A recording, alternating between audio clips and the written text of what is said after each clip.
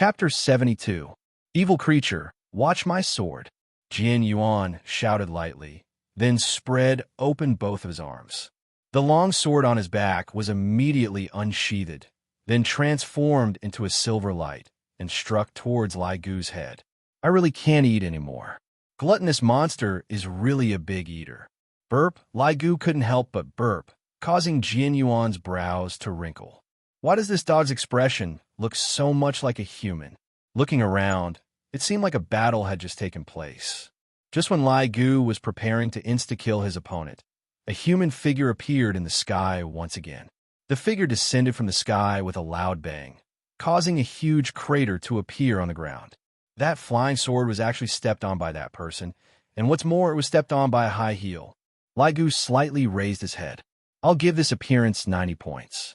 He has an imposing manner, adding on that mysterious and seductive back view. I'll give another 5 points. As for the remaining 5 points, I'll just have to look at his face. But how could this smell be so familiar? He seemed to have smelled it somewhere before.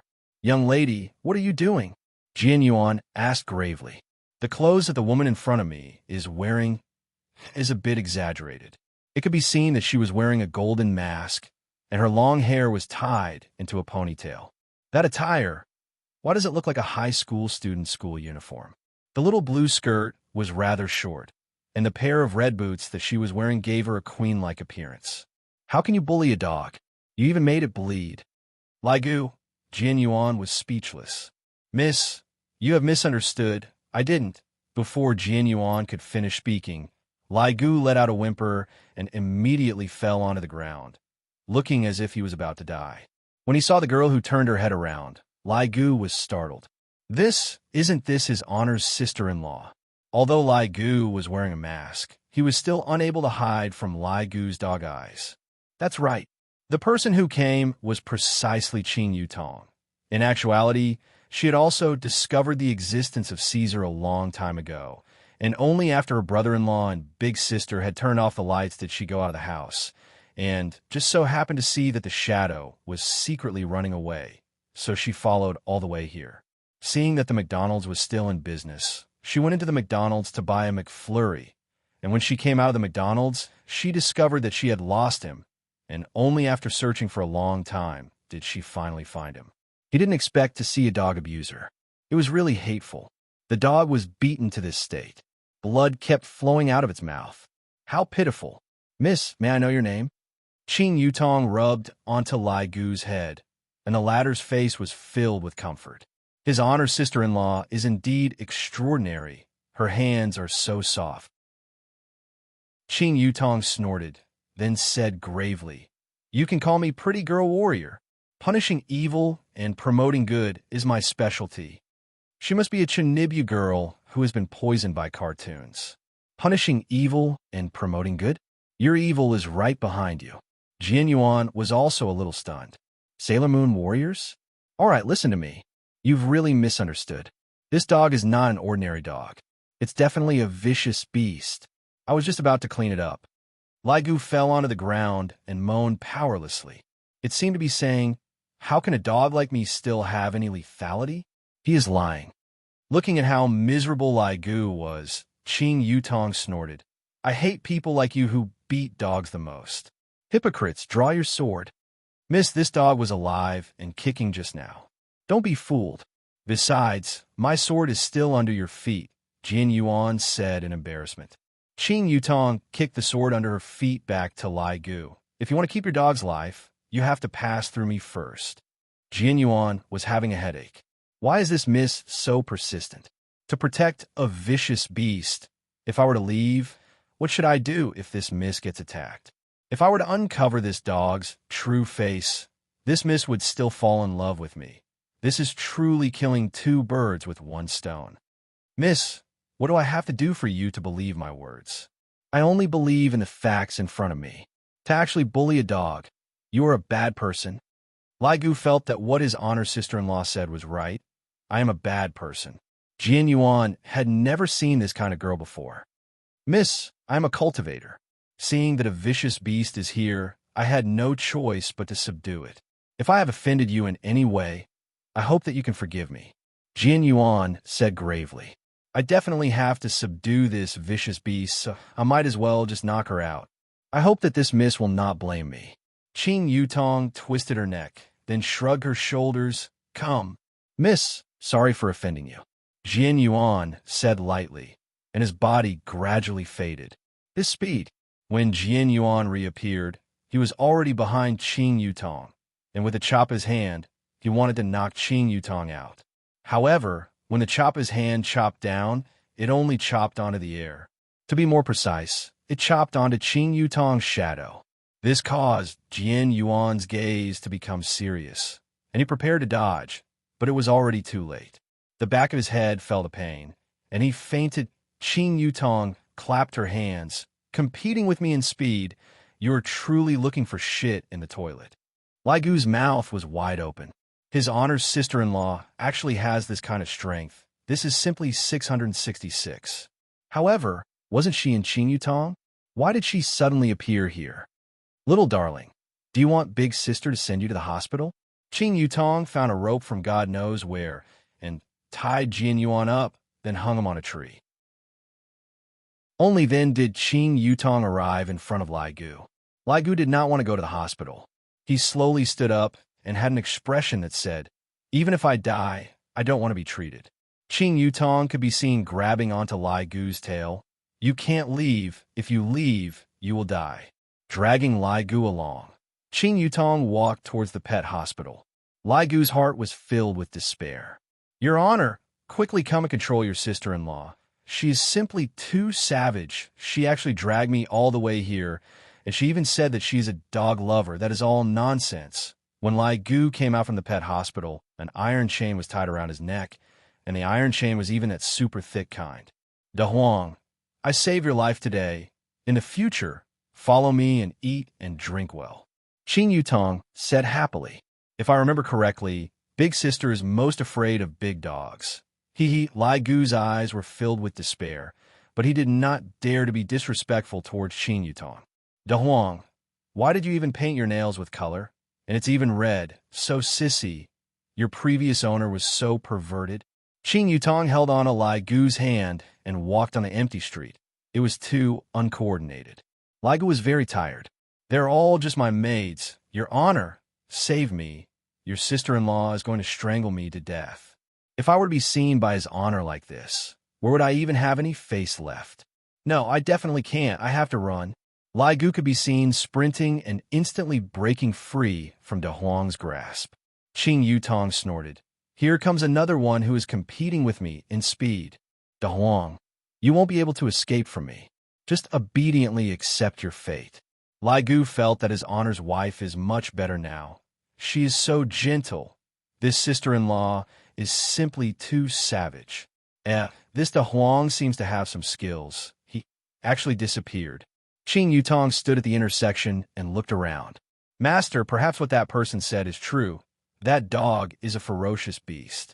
Qing Yutong pouted her mouth. If he really is a ferocious beast, why didn't he attack me just now? And he even had an expression of despair on his face. He is too cute. Chapter 73. I know, but this is a battle of attrition. It won't be defeated in a short period of time. Qing Yutong said. So, we have to complete missions and obtain mission points. Then we can exchange them for useful prizes. Qing Yutong said petulantly. You want me to hug your thighs, yet you don't give me advance. How am I supposed to get chicken dinner? Master, don't be impatient. Wasn't your brother-in-law very weak in the beginning? Now he's become stronger. Forget it. I'm going home to sleep. I am so sleepy. Who knows where that black-clothed man ran off to? Qing Yutong yawned and said doubtfully, never would she have thought that she had already entered Lai Gu's stomach. Who asked Master to be so gluttonous? Who asked McDonald's to not close in the middle of the night, and then suddenly want to eat sweets? Should I go and buy one? The next morning, when Yihua woke up from his sleep, the first thing he did was to look at his chest. Luckily, there was no more saliva. Seems like Qing Ye's bad habit was finally changed, but another bad habit appeared, hugging onto me like an octopus, making me look like a female hoodlum. Yihua, what time is it? The beauty in his embrace suddenly asked. 7 o'clock. Yihua took a look at the clock. Oh, let me sleep again. Rubbing onto Yihua's chest, Qinya pursed her lips. Yihua asked faintly, what? Not going to work today? Didn't you say not to let me? I already told you yesterday, don't talk. I am very sleepy. Qinya only fell asleep at 1 o'clock last night, expressing that she didn't want to get up. This Qinya, is she treating me as a pillow? However, sleeping on the Supreme Overlord's chest, in this world, only this woman can do that. Of course, there's also another woman who slept on it. 1 hour passed very quickly. Yihua patted that sexy perky butt. It's about time. Get up. Qinya let out a heavy nasal sound. She was actually acting coquettishly. Yihua didn't care so much. He directly carried Qinya and walked into the washroom. Qinya, who was half asleep, hung on Yihua's body like a koala bear. Stand up straight, Yihua said lightly. Qinya released Yihua petulantly and said coquettishly, why are you like this? Brush your teeth and wash your face, then go and buy breakfast. Humph. Quickly get out. I want to go to the toilet. Qinya pushed Yihua out of the door, then fiercely closed the door. This woman pushed him again. Looking at her own reflection in the mirror, Qinya couldn't help but stroke her own reflection. So beautiful. After washing up, Qinya regained her usual demeanor and asked faintly, how many Chinese jianbing do you want to eat? Yihua walked into the bathroom. One will do. Oh. Qinya wore an ordinary sportswear, walked out of the bedroom, and knocked on her sister's door. Yutong. Yutong. Big sister, what are you doing? It's so early in the morning. Do you want to eat Chinese jianbing? Qinya asked. Don't want to. Qin Yutong had also eaten a mala chicken burger and fried chicken wings last night, and she had eaten until she was stuffed. Qinya shook her head helplessly and walked out of the bar by herself. These two scoundrels, they kept on saying that they want to take care of me, a pregnant woman, but in the end, it is me who is taking care of them. Around 10 minutes later, Qinya came back. While holding on to 2 Chinese crepes, Qinya had a curious look on her face. What's the matter? Yihua took over the Chinese jianbing from Qinya's hands and asked. It's nothing just now. I heard from someone who was jogging that there was a man who was wearing an ancient costume tied up at a certain park in the west of the city, and there was even a sign hanging on his chest saying that the man was a dog abuser. A dagger that was stained with blood was also found at the scene. Qinya lightly bit on a mouth of her Chinese jianbing and said, Yihua didn't think too much into it, and then, after that, he was taken away by the police. It was said that even the rope couldn't be untied. It's really mysterious. Qinya said with a deadpan expression, and her appearance was a bit cute. Suddenly, the door of the room was pushed open by Qin Yutong, and Qin Yutong, who was wearing a headscarf, looked at the two of them. Brother-in-law, big sister, why didn't you call me to eat breakfast? Qin Yutong, can you knock on the door before you enter? I've already asked you. Qinya criticized harshly. If I were to do that with Yihua, what would I do if I were to bump into him? My God, what am I thinking? How could I possibly do that with him? Sis, can you take sleep talk seriously? Go and buy it yourself. Qinya said petulantly. Big sister, I am still young. Do I have to go out like this? Eat mine then. I won't be able to eat so much anyways. Qinya took out her own fruit jianbing, and Qin Yutong took it over happily. What are you two chatting about? Qinya said faintly. Nothing much. I was just tied up in the park by myself. There is such a thing? What happened after that? Qin Yutong asked curiously. He was taken away by the police. Yutong, don't talk about this first. If you want to broadcast, Big Sister has already done it for you. If you have time in these few days, go and do some publicity. Qin Yutong said dispiritedly. Got it. What's wrong? You don't want to do it anymore? Seeing her little sister's expression, Qinya knew that her little sister was thinking of backing out. Qin Yutong had been abused for an entire day, and her confidence had long been gone. At this time, Yihua asked, Qinya, did those people transfer the money over? What money? Without waiting for Qinya to reply, Qin Yutong rushed to ask first. Qinya laughed lightly. Your brother-in-law won 100 billion last night. What? 100 billion? Brother-in-law, please take care of me. Qin Yutong instantly sat beside Yihua, pulled onto Yihua's arm, and said sweetly, Yihua sized her up for a while. Her looks aren't bad. Qing Yutong very cooperated with Yihua and struck a pose, then lightly bit her lower lip. Brother-in-law, how is it scram? Qing ruthlessly sent out a palm strike.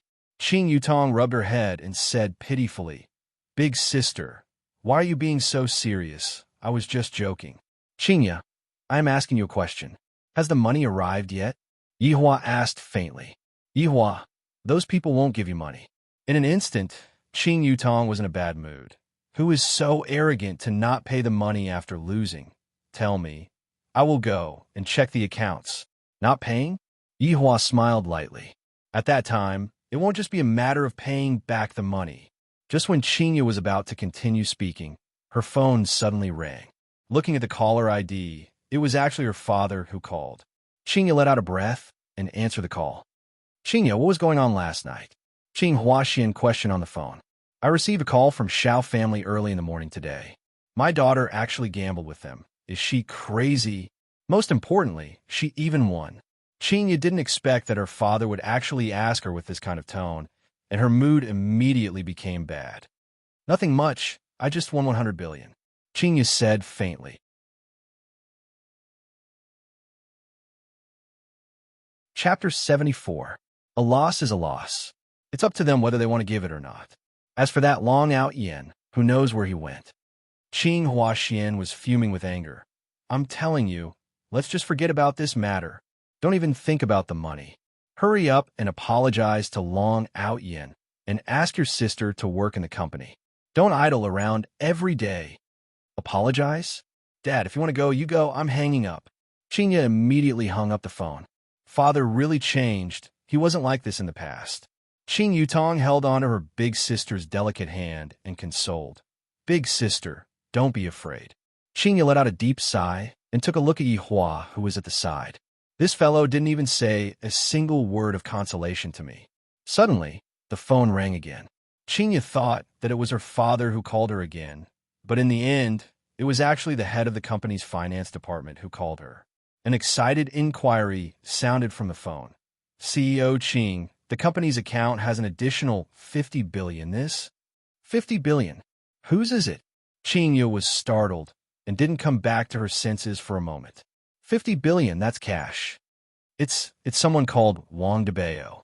Qingya really didn't expect that this Wang Debao would transfer money to her the next day. This speed of returning money is really fast. All right, I understand.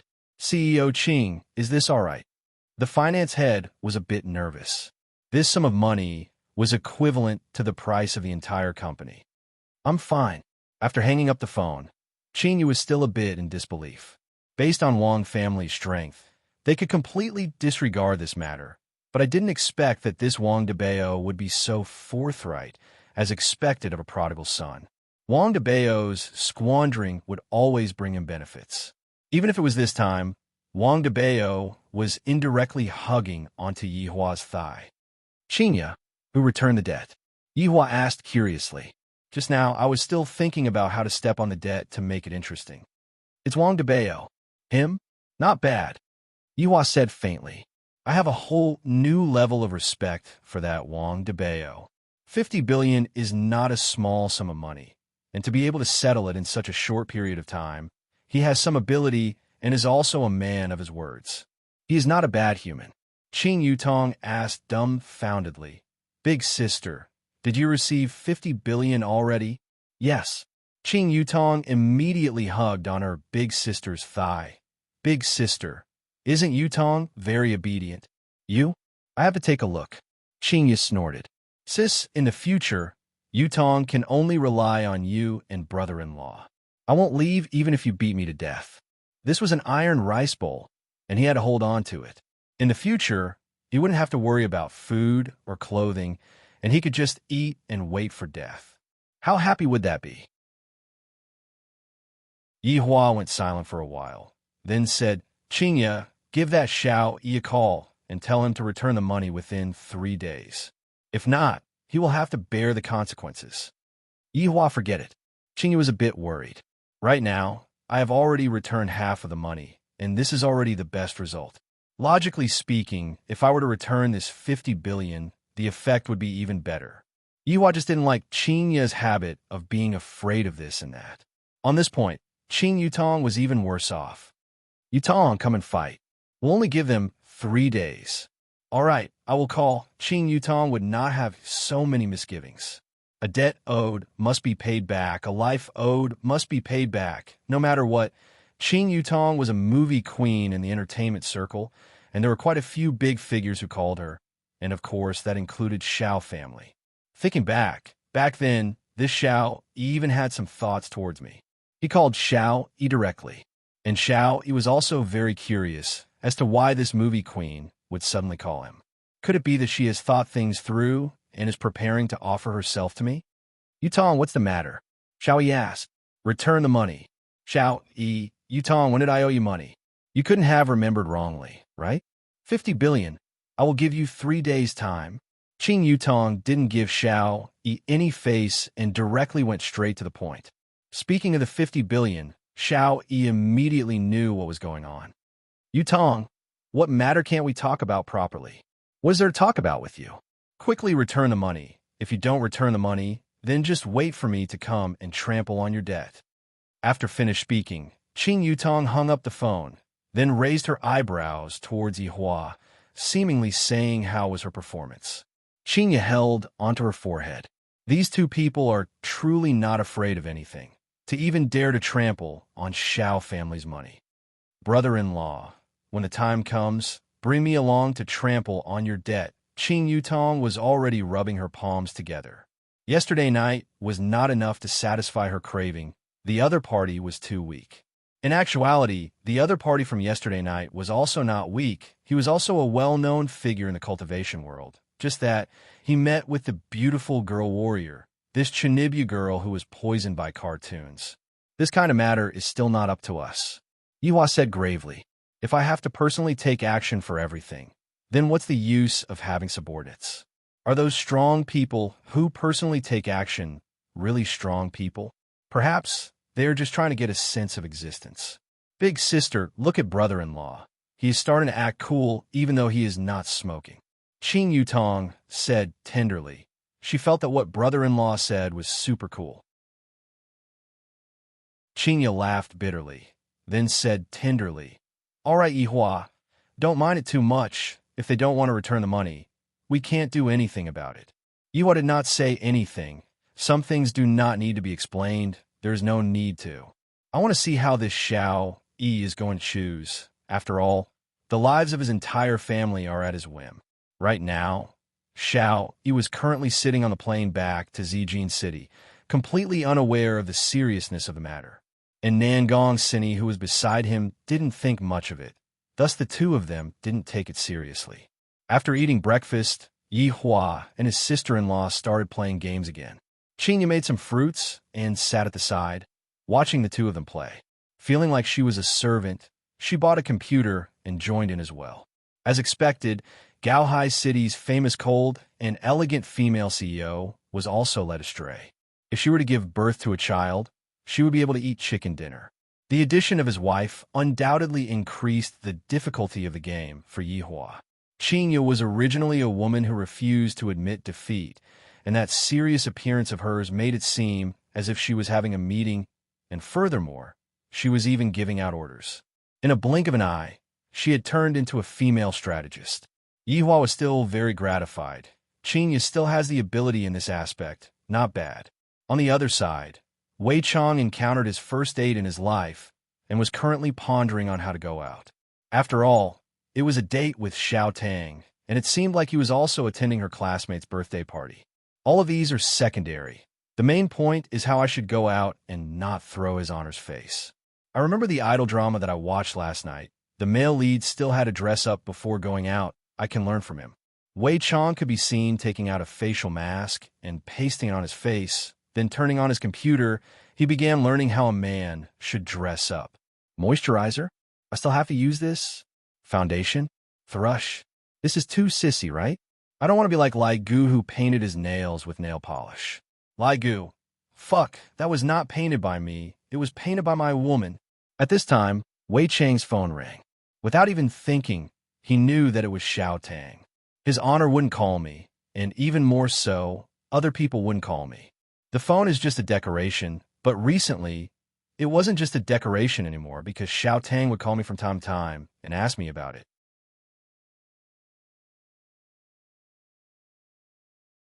Chapter 75. Uncle Wei, I am here to pick you up. Tang Wei's gentle voice rang out from the phone. Wei Chong felt very comfortable listening to it. Xiao Tang, you are here. Come up and have a seat first. And just that, when Tang Wei saw Wei Chong, who was currently putting on a facial mask, she was stupefied. However, she was still very touched in her heart. Does Uncle Wei want to become younger so that he would be more compatible with me? Actually, there really isn't a need to do this. Tang Wei took off her facial mask and said, Uncle Wei, you are already handsome enough. If you are any more handsome, how are other people going to live? Xiao Tang, you are very beautiful today, Wei Chong said with a smile. The current Wei Chong was very good at speaking. Recently, he had been studying some love courses in his mind, and Wei Chong concluded that there was only one simple thing, and that was to praise a girl. That way, the girl would be happy. Just look at Xiao Tang. However, it must be said that Xiao Tang was very beautiful today. Her jet black long hair was not tied into a ponytail. Rather, it was draped over her shoulders. She was wearing a blue t-shirt, cropped jeans, and white sneakers, looking incomparably pure. Uncle Wei, why does your mouth seem to be smeared with honey today? Tang Wei said shyly, then pinched the corner of Wei Chang's mouth. The gluttonous monster of the 7 deadly sins was pinched by a human woman. My God, TSK, what is this? A supreme overlord was even pushed down by a human woman. As expected, like boss like subordinate, moral conduct is contagious. Towards his girlfriend, pinching the corner of his mouth, Wei Chong only went into a daze for a moment, then stretched out his hand and caressed Tang Wei's head. The latter squinted her beautiful eyes. Just like a kitten, she seemed to be enjoying it. Xiao Tang, wait a moment, I will go and change my clothes. And Tang Wei replied obediently. Is this what love is? It feels so sweet. Uncle Wei is such a good man. Tang Wei's evaluation of Wei Chong is truly on point. Wei Chong is so good that he doesn't even blink his eyes when he kills. No, he doesn't even blink his eyes when he eats people. Just like what Lai Gu said, this is a gluttonous monster. The more he eats, the stronger he becomes. This was the first time he went out on a date with his girlfriend. Wei Chong took off his daily security uniform and wore a casual black suit. This suit could be considered as imitating his honor.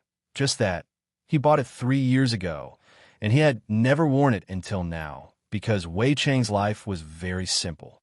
When Wei Chong appeared in front of Tang Wei was completely dumbfounded. When Uncle Wei wore formal attire, he simply looked like no one else. His mature aura assaulted her senses, causing Tang Wei to sink into a love-struck state. Lil Tang, let's go. Wei Chong held his dumbfounded girlfriend's hand and said with a smile. Tang Wei discovered that Uncle Wei was very different today, especially his smile. It was too charming. Uncle Wei was even more handsome than the boss, and his smile was so warm. As the saying goes, beauty lies in the eyes of the beholder. Tang Wei was currently in such a state. Uncle Wei, I'll drive. You sit. Lil Tang, let me do it.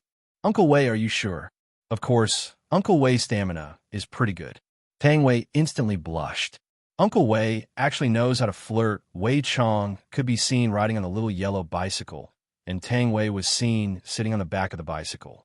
Tang Wei's hands were wrapped around Wei Chang's waist, and she lightly leaned on Wei Chang's back. To her, a simple bicycle was enough.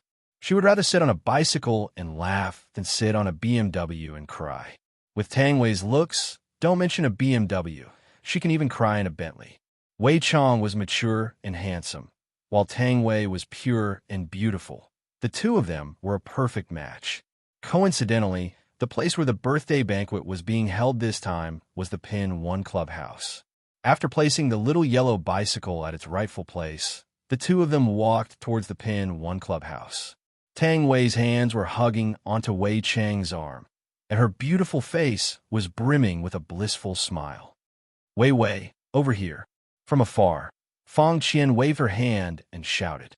Qian, Tang Wei replied happily. The reason why I brought my boyfriend out today was to tell everyone that I already have a boyfriend. Although he isn't a famous flower, he still has a boyfriend. When Fang Qian saw that Tang Wei brought Uncle Wei along, she was also startled. However, she still quickly adjusted herself and shouted, "Uncle Wei, Xiao Fang is here too." Wei Chang smiled. Different from Yihua, Wei Chang's smile was always on his face, and it seemed to be easier for him to assimilate into humans' thoughts. "Uncle Wei, you are so handsome today." Fang Qian sized up Wei Chang. In the past, Wei Chang would often wear a security uniform, but today, he is actually wearing a suit. Tang Wei was very proud. "Of course my Uncle Wei is handsome. Let's go in," Tang Wei said tenderly. "Qi Shu Wen is coming too. Jia Jiaojia seems to have invited him too." Fang Qian shrugged. Tang Wei nodded her head. "Student Qi is coming too. Let's wait for him then." Towards this Qi Shu Wen who helped her, Tang Wei felt that he was rather good, and he was rather humorous at times. Recently, he seems to have changed quite a bit. Boom, boom, boom. Suddenly, a series of rumbling sounds rang out from afar, and a BMW motorcycle could be seen driving over at lightning speed, steadily stopping at the roadside. Qi Shu Wen took off his helmet and said with a smile, "Sorry for coming late." "It's fine, we just arrived not too long ago," Tang Wei said with a gentle smile. Tang Wei's smile truly warmed one's heart. Qi Shu Wen smiled, then suddenly saw that Tang Wei's hand was holding onto this handsome uncle. Why does this uncle look so familiar? I remember now. He is the one who came to help Tang Wei that day. Looking at Tang Wei's intimate expression, this uncle should be her uncle. I should put on a good performance today. "Hello, uncle." Qi Shu Wen stretched out his hand and said with a smile. If it was Yihua, he would definitely not stretch out his hand. However, Wei Chang was different. After being a security captain for 5 years, he was already proficient in human communication. "Hello." The two of them shook hands in a friendly manner. "Uncle, you look like a 20-year-old young man. So handsome." Qi Shu Wen took the opportunity to flatter Wei Chang. Tang Wei was very happy too. "Of course, my Uncle Wei is the best." Why does Qi Shu Wen feel that something is wrong? This shouldn't be the expression that a niece should have towards her uncle. Something is wrong. Qi Shu Wen did not ask much, and the four of them walked into Penny Clubhouse. When a few of them arrived at the lobby, Wei Chang did not have any reaction. I have seen even more powerful people before, and this is Qi Shu Wen's first time coming here. When had Tang Wei and Fang Qian ever come to such a high-class place before? They were shocked by the luxurious atmosphere in front of them, and immediately felt that they were out of place. Last night, Xiao Yi booked the entire place, and it seemed that there weren't a lot of people. However, today, the place was packed with people. For some of them, it was also their first time coming to such a high-class place. Just like Tang Wei, they sized up the place curiously.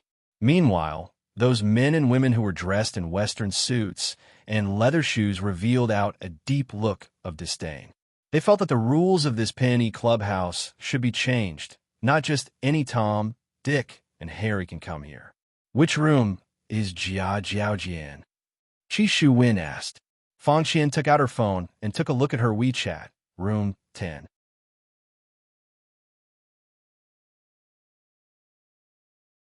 Chapter 76. In Long and City, Jia Jiaojia could be considered to have quite a bit of face. To be more precise, it was the Jia family. It wasn't easy for Jia Jiaojia to get this room number 10. If this matter were to be spread out, Jia Jiaojia's face would also become famous. The four of them walked through the long corridor and found room 10 at the back of the first-class clubhouse. Qi Shu Wen was still a gentleman and took the initiative to open the door. Taking a look around, the size of the room was around 120 square meters. Although the decoration of the room was expensive, there was still some difference compared to the room that Yi Hua went to yesterday. At the side of the room, there was a small bedroom, and the bedroom was still very humane. The bedroom was specially prepared for those men and women who couldn't take it anymore. There were a few youngsters sitting inside, and of course Jia Jiaojia, the main character, was included as well. Jia Jiaojia was quite pretty, but compared to Tang Wei, she was a bit lacking. especially the arrogance between Jiaojia's brows. It was really unknown who gave her that confidence. Beside Jiaojia sat 3 men and a woman. They were dressed in expensive clothes, and just like Jiaojia, they exuded an air of arrogance. Looking at Wei Chang appeared to be extremely natural. This is what it means to truly become one with someone. Even Yihua, who was a supreme overlord, wasn't able to become as natural as Wei Chang. Faintly, Wei Chang even gave off the aura of someone in a superior position. Our beauty Tang is here. Jiaojia stood up with a smile, but there was a hint of evil in her eyes. The 3 young men who were seated looked towards Tang Wei and couldn't help but nod their heads. Tang Wei was indeed a rare beauty. Her pure temperament was already very hard to find. Tang Wei politely smiled. Jiaojia, happy birthday. Don't stand on ceremony. Everyone, come and have a seat. Who is this? Jiaojia asked curiously. Actually, she already knew what kind of relationship this handsome uncle had with Tang Wei, and she had to thank Fang Qian for this. He is called Wei Chang, my boyfriend. Tang Wei introduced with a gentle smile. Wei Chang was also very polite. Hello, everyone. If this Wei Chang was seen by the other 6 sins, they would definitely think that Wei Chang had taken the wrong medicine. He, who fed on humans, could be so humble. The 3 young men didn't think much of it. Obviously, they already knew Wei Chang's identity. On the other hand, Qi Shuwen was stupefied. Isn't this Tang Wei's uncle? How did he become Tang Wei's boyfriend? Isn't this too ridiculous? I feel like he can already be Tang Wei's father. Oh, so you're Tang Wei's boyfriend. May I know where you are working? Jiaojia picked up the red wine on the table, shook it, and asked with a teasing tone. Tang Wei frowned slightly. She didn't expect that Jiaojia would still be like this. She didn't change at all. Wei Chang said disapprovingly, I'm a security guard in a bar. At this moment, the young man smiled and said, Security? Are you a security guard? Ha! This sentence caused the other 2 men and 1 woman to burst into laughter. Tang Wei's complexion was already very bad, but Wei Chang appeared to be exceptionally normal and even maintained a smile. Qi Shuwen did not say anything and stood quietly at the side. Fang Qian quietly stood behind Qi Shuwen, as if she wanted to draw a line between them. All right, I was just joking. Don't mind me. Jiaojia's expression changed, and she began to smooth things over. The show had just begun, and she couldn't let it end so quickly. Right now, Tang Wei was extremely disgusted with Jiaojia. She felt that she shouldn't have brought Uncle Wei here. Uncle Wei was probably feeling very uncomfortable right now, and it was all her fault. Uncle Wei, let's go. Wei Chang smiled and said, It's fine. If we leave just like this, we will seem very rude. Tang Wei, even your old boyfriend knows how to be polite. Why don't you know how to be polite? Jiaojia caressed her hair and teased. Wei Chang smiled, but didn't say anything. I want to see what kind of tricks these ants can play. You, Xiao Tang, calm down. Wei Chang caressed Tang Wei's head lightly, as if he was caressing his own pet. Uncle Wei, sit. Wei Chang said indifferently. Jiaojia looked at her good friends. This was the first show, and there would be another good show later on. After sitting down, Jiaojia introduced to Tang Wei. This is Long and City's Han family's young master, Han Kaijia. This is Long and City's Yu family's young master, Yuan Guang. This is Long and City's Li family's Li Ba. And this beauty is our Long and City's Longhu Real Estate's young master, Shen Miao Miao. She is currently single, student Qi. You have to grasp this opportunity. Jiaojia said with a gentle smile, seemingly wanting to curry favor with Qi Shuwen. The main reason was that Qi Shuwen had done a lot of big things during this period of time, and even some of the big shots in Long and City were praising him endlessly. The reason why she called Shen Miao Miao and Qi Shuwen over today was actually to matchmake them.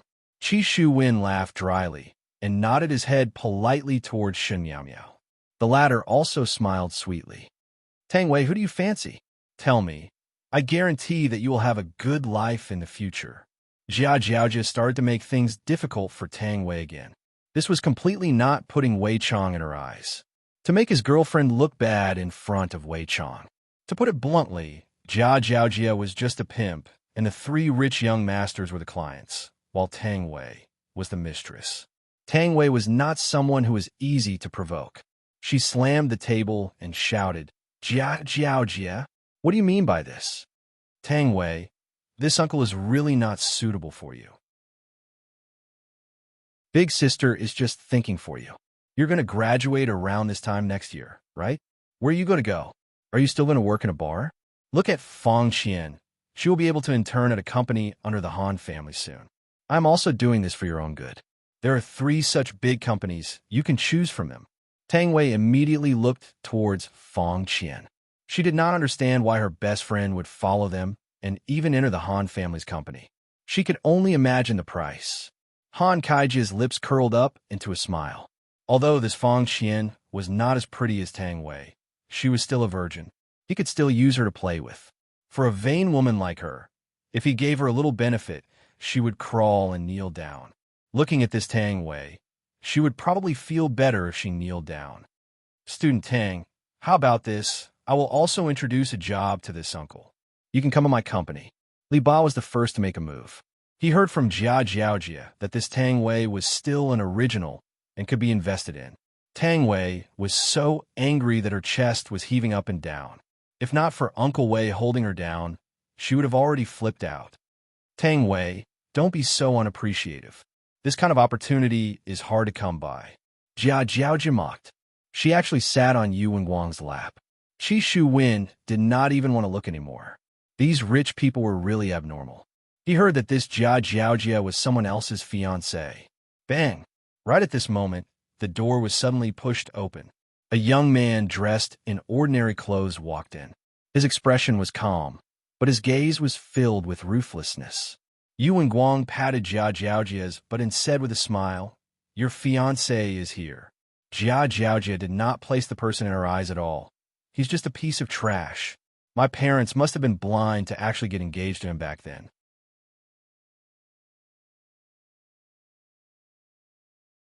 Chapter 77. After saying that, he looked at Yu Wenguang. "As for you wanting to be the one to take over, I won't stop you. After all, this woman's strength is up to standard, and it'll be easy for you to come and go." "Qin Jin, do you want to die?" Jia Jiaojia was instantly ignited. She threw the wine glass in her hand at Qin Jin. Qin Jin turned sideways and sneered. "Jia Jiaojia, have you forgotten how you kneeled and licked my feet when my family was doing well?" Recalling the past, Qin Jin felt that he must have been blind to have fallen for such a woman, and today was the day of his death. He was beaten to death in this room, and the murderer was Long Wenguang's bodyguard. As for the other people, they didn't even make a sound as they watched themselves being beaten to death. The only thing that was strange was, why were there 2 more people? That uncle and that youngster. I don't seem to have seen these 2 people in my previous life. "I'm going to beat you to death today, you bastard." The flustered and exasperated Jia Jiaojia actually raised her embroidered fist. Qin Jin sneered in disdain and threw a punch with his right fist, which landed heavily on Jia Jiaojia's abdomen. The latter's eyeballs almost popped out. Qin Jin grabbed his fiancée's hair and slapped her. Both of them started working at the same time. Clap, clap, clap. After slapping Jia Jiaojia was still in a bad mood. And after slapping Jia Jiaojia picked Jia Jiaojia up and threw Jia Jiaojia to one side. Although this Jia Jiaojia is very vicious, but to be slapped to such a state, it is still so miserable. Qin Jin didn't even look at the unconscious Jia Jiaojia. To put it bluntly, she was just an accomplice. To be precise, they were all accomplices, including Yu Wenguang, the murderer. Back then, after he died, he went to another world and cultivated for 500 years, reaching the soul formation stage. He didn't expect to transmigrate back here. Heavens will wanted him to take revenge. He had to take back everything he lost back then, including his true love. When speaking of true love, Qin Jin took a glance at Tang Wei. His gaze contained a complicated look. Back then, he had indeed had a crush on this commoner schoolbelle. Qin Jin sat down and knocked on the table. "Everyone, let's settle the score." Long Wenguang looked back at Jia and said lightly, Qin Jin, kneel on the ground and kowtow 3 times. Maybe it's just the pain of losing your hand. Qin Jin exhaled and asked, Where are your bodyguards? Qin Jin, kneel. Li Ba stood up and shouted. Qin Jin gave him a backhand slap. Who are you asking to kneel? How dare you hit me? Li Ba covered his face in disbelief. Qin Jin showed no mercy to these accomplices. He kicked Li Ba's kneecaps and broke his legs. Kneel down and repent, Qin Jin said faintly. Li Ba was rolling on the ground in pain, and his wails filled the whole room. Soon, he fainted from the pain. Tang Wei was obviously badly frightened. Her entire body was lying in Wei Chang's embrace. Today's situation was even more terrifying than that day. Qi Shu Wen frowned. This Qin Jin used to be very popular in school, but ever since his family went bankrupt, he changed. He didn't expect him to become so violent. Fang Qian finally could not hold back the panic in her heart and broke into a run. However, how could she escape Qin Jin's gaze? Grabbing Fang Qian's arm, she raised her hand and slapped Fang Qian onto the ground. B*TCH. You stay here as well. I've already said that none of you can escape. Fang Qian covered her red and swollen face. Qin Jin, are you crazy? Fang Qian, do you think that I don't know what you have done? You act one way in front of others and another way behind others. Qin Jin said faintly. He poured himself a glass of red wine and drank it very confidently. You. After taking a sip of the red wine, Qin Jin said to Han Kaijia, This woman is very sick. Be careful not to get infected. She is very good at lying. Han Kaiji's expression changed greatly as he looked towards Fang Qian. Qin Jin smiled and said, Don't you all understand? This Fang Qian is Jiaojia's little sister. She is used to swindle resources. Tang Wei didn't expect that Fang Qian was such a person. The good that Fang Qian treated me in the past was all fake. Her motive was to harm me. My God, I am so stupid. Han Kaiji's gaze was sinister as he stood up and walked towards Fang Qian, then asked, Is what he said true? Young Master Han, don't believe him. Qian Qian is sincere towards you. Have you forgotten the happy time last night? Young Master Han, you were also extremely happy at that time. Qin Jin laughed. Young Master Han, she is terminally ill. You have to wear a condom. Young Master Han, I'm not sick. He is lying to you. Fang Qian hugged onto Han Kaijia's thigh and cried out. Han Kaijia said blankly, Why didn't you let me wear a condom last night? Were you trying to pass the disease to me? Young Master Han, you have misunderstood me. I was just trying to make you feel even better. Young Master Han, does it feel good to be sick? Qin Jin mocked. Han Kaijia finally couldn't take it anymore. His eyes turned red as he raised his leg and stomped onto the woman on the ground. He shouted, Slut! Go and die. Mother * King Slut. 100 stomps with all his strength. How can an ordinary woman take it? Fang Qian's eyes were wide open, and blood was flowing out from the corner of her mouth. She had long been stomped to death. When Qin Jin saw this scene, he thought of himself. I seem to have also been stomped to death like this. And this Fang Qian had also stepped on me before. Today is the day when I get my retribution. Enough. She has already been stomped to death by you. Yuan Guang shouted. Mother * King Slut. Do you think I'll let you off just because you're dead? I'll even step on a corpse. F***CK. F***CK. For some reason, Han Kaijia got more and more excited the more he stomped, especially when he saw the pair of eyes that had died with everlasting regret. He felt even better than last night. At this moment, Jiaojia, who had fainted, slowly opened her eyes. The first thing she saw was Fang Qian, who had died with everlasting regret. Blood was still flowing out from the corner of her mouth, and Han Kaijia was stomping on her abdomen without any regard for his life. Han Kaijia, are you crazy? Jiaojia propped herself up and shouted. Han Kaijia's eyes were bloodshot as he turned to look at Jiaojia. This is the woman you introduced to me, the woman who is sick. Since when was Fang Qian sick? You're the one who's sick. And you still say she's not sick? Even Qin Jin says she's sick. Han Kaijia pointed at Qin Jin, who was drinking red wine, and shouted. Jia Jiaojia slowly stood up. Han Kaijia, has your brain been eaten by a dog? How can you believe Qin Jin's words? Qin Jin took out his phone and waved it. Han Kaijia just killed a young woman with cruel means. His methods are so cruel that it makes one's hair stand on end. Han Kaijia seemed to wake up from a dream. He turned around and ran toward Qin Jin. However, he was no match for Qin Jin. He was sent flying by Qin Jin's kick and landed on Fang Qian. Fiancé, what are you standing there for? Come and sit down. Yuan Guang, what are you waiting for? Call for help. I promise I won't leave. Yuan Guang took out his phone and said to Qin Jin, all right, you got guts. Don't even think of walking out of this door alive today. All right, let's see who can walk out of this door alive. Qin Jin chuckled.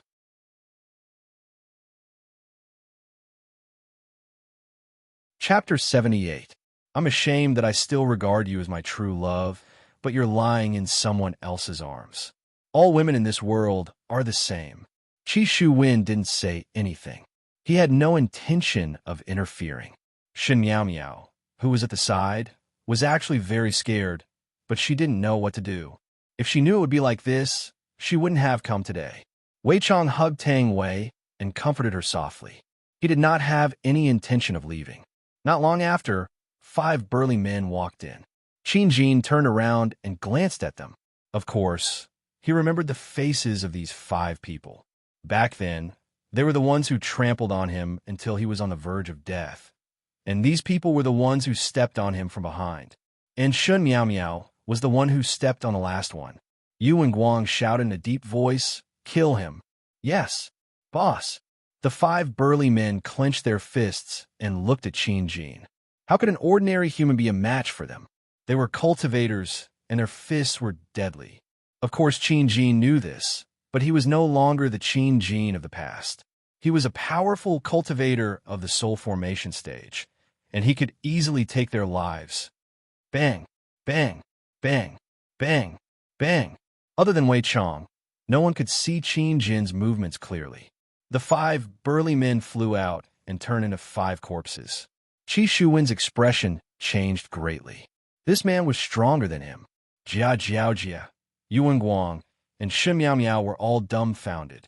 They all knew the strength of these 5 bodyguards. They hadn't been defeated yet, but they didn't expect to be instantly killed by this trash. Qin Jin suddenly stood up and shouted, forgive me for being blunt, but I'm not targeting anyone. Everyone here is trash. Wei Chong frowned slightly. Was he calling him trash?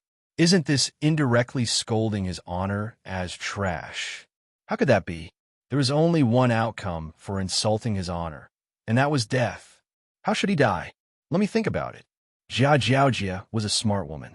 She instantly knelt on the ground and shouted, Qin Jin, I was wrong in the past. Let's make up. I'll still treat you like before. Kneel down and lick my boots? Qin Jin teased. Jia Jiaojia was taken aback for a moment. Then she smiled and said, my shoes are a little dirty. Help me out. Qin Jin said with a smile. Jia Jiaojia looked at the small black stain and stuck out her tongue while suppressing her disgust. Bang! Jia Jiaojia's delicate body flew out once again, slamming heavily into the wall. Her beautiful eyes were wide open, and her limbs were trembling. It was obvious that her spine had been broken, and she gradually stopped breathing. B*TCH, you don't deserve to lick my shoes. Qin Jin patted his white sneakers and said coldly. Yuan Guang revealed a look of fear. He had actually killed his fiancée.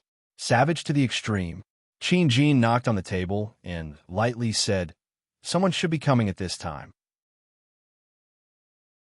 Sure enough, as soon as Qin Jin finished speaking, 2 people walked in, one old and one young. The man was very elegant. The old man was wearing a Chinese tunic suit and seemed to be an expert. The 2 of them walked in and glanced at each other. They didn't show any signs of shock.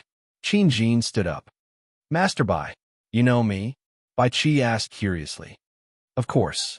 Qin Jin smiled. Back then, these 2 people had stood by and watched as he was beaten to death.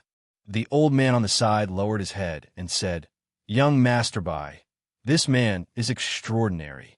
I suggest we take a look first. Bai Qi frowned slightly, but he still believed in the old man's decision. He smiled faintly and said, "Have fun, everyone."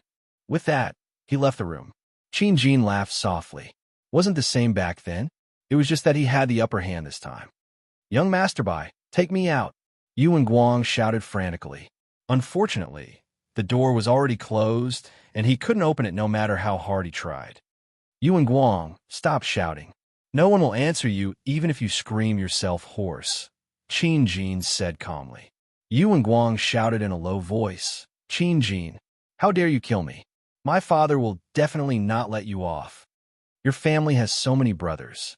If you die, they won't even be able to clap their hands in time. But I can give you a chance to live," Qin Jin said mockingly. "What? Only one of you and Han Kaijia can live. While he's still unconscious, you better make your move quickly. He's bigger than you. Otherwise, you might be the one to die later." Yuan Guang looked at the unconscious Han Kaijia with a complicated gaze. Unexpectedly, Han Kaijia, who was lying on Fong Qian, moved slightly. This gave Yuan Guang a fright. This Han Kaijia learned mixed martial arts for no reason. He reckoned that he would end up like Fong Qian, trampled to death later. He could only make the first move. "I'm sorry." Yuan Guang could be seen picking up the red wine bottle on the table, walking to Han Kaijia's side. Taking a deep breath, he fiercely smashed the bottle down. Bang! The expensive red wine smashed onto the back of Han Kaijia's head. The red wine dyed Han Kaijia and the dead Fong Qian red, making the scene look extremely terrifying. Yuan Guang thought that this would be enough. Who knew that Han Kaijia's finger was still moving slightly? He raised a sharp shard and directly stabbed it into the back of Han Kaijia's head. The red wine and blood mixed together. It seemed like Han Kaijia and Fong Qian had already fused into one. Tang Wei had already fainted. She had never seen such a cruel scene in her life. Shen Miao Miao really wanted to faint, but she was unable to do so. Qi Shu Wen wrinkled his brows. "With my strength, I am completely not Qin Jin's opponent. I have to think of a way to escape." "Qin Jin, I still have something to do, can I?" Qi Shu Wen asked. Qin Jin thought for a while. He didn't have any thoughts towards this person who suddenly appeared. He was just curious as to why he came. Furthermore, he was only looking for those people who killed him. "Of course you can leave," Qin Jin said faintly. Qi Shu Wen immediately let out a sigh of relief. Taking a look at Tang Wei, Qi Shu Wen shook his head. "I can't even protect myself. I won't be able to save her."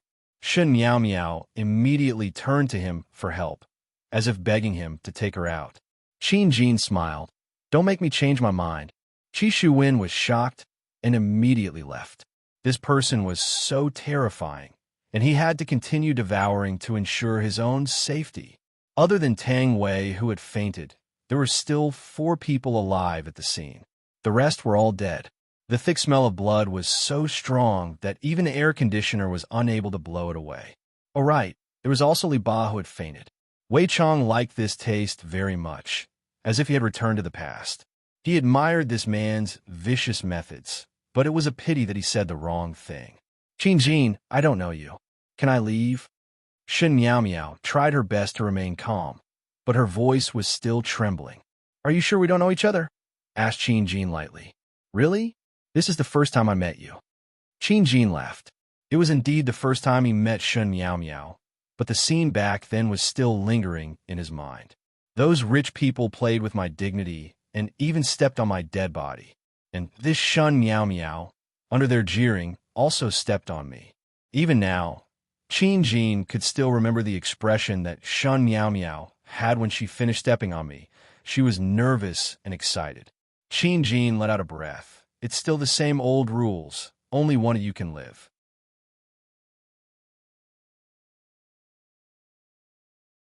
Chapter 79. Yuan Guang's eyes were bloodshot, and Han Kaiji's blood was still on his face. With a crazed look on his face, Yuan Guang walked toward Shen Miao Miao. The latter was very afraid, but she knew that it was useless to be afraid. She could only give it her all.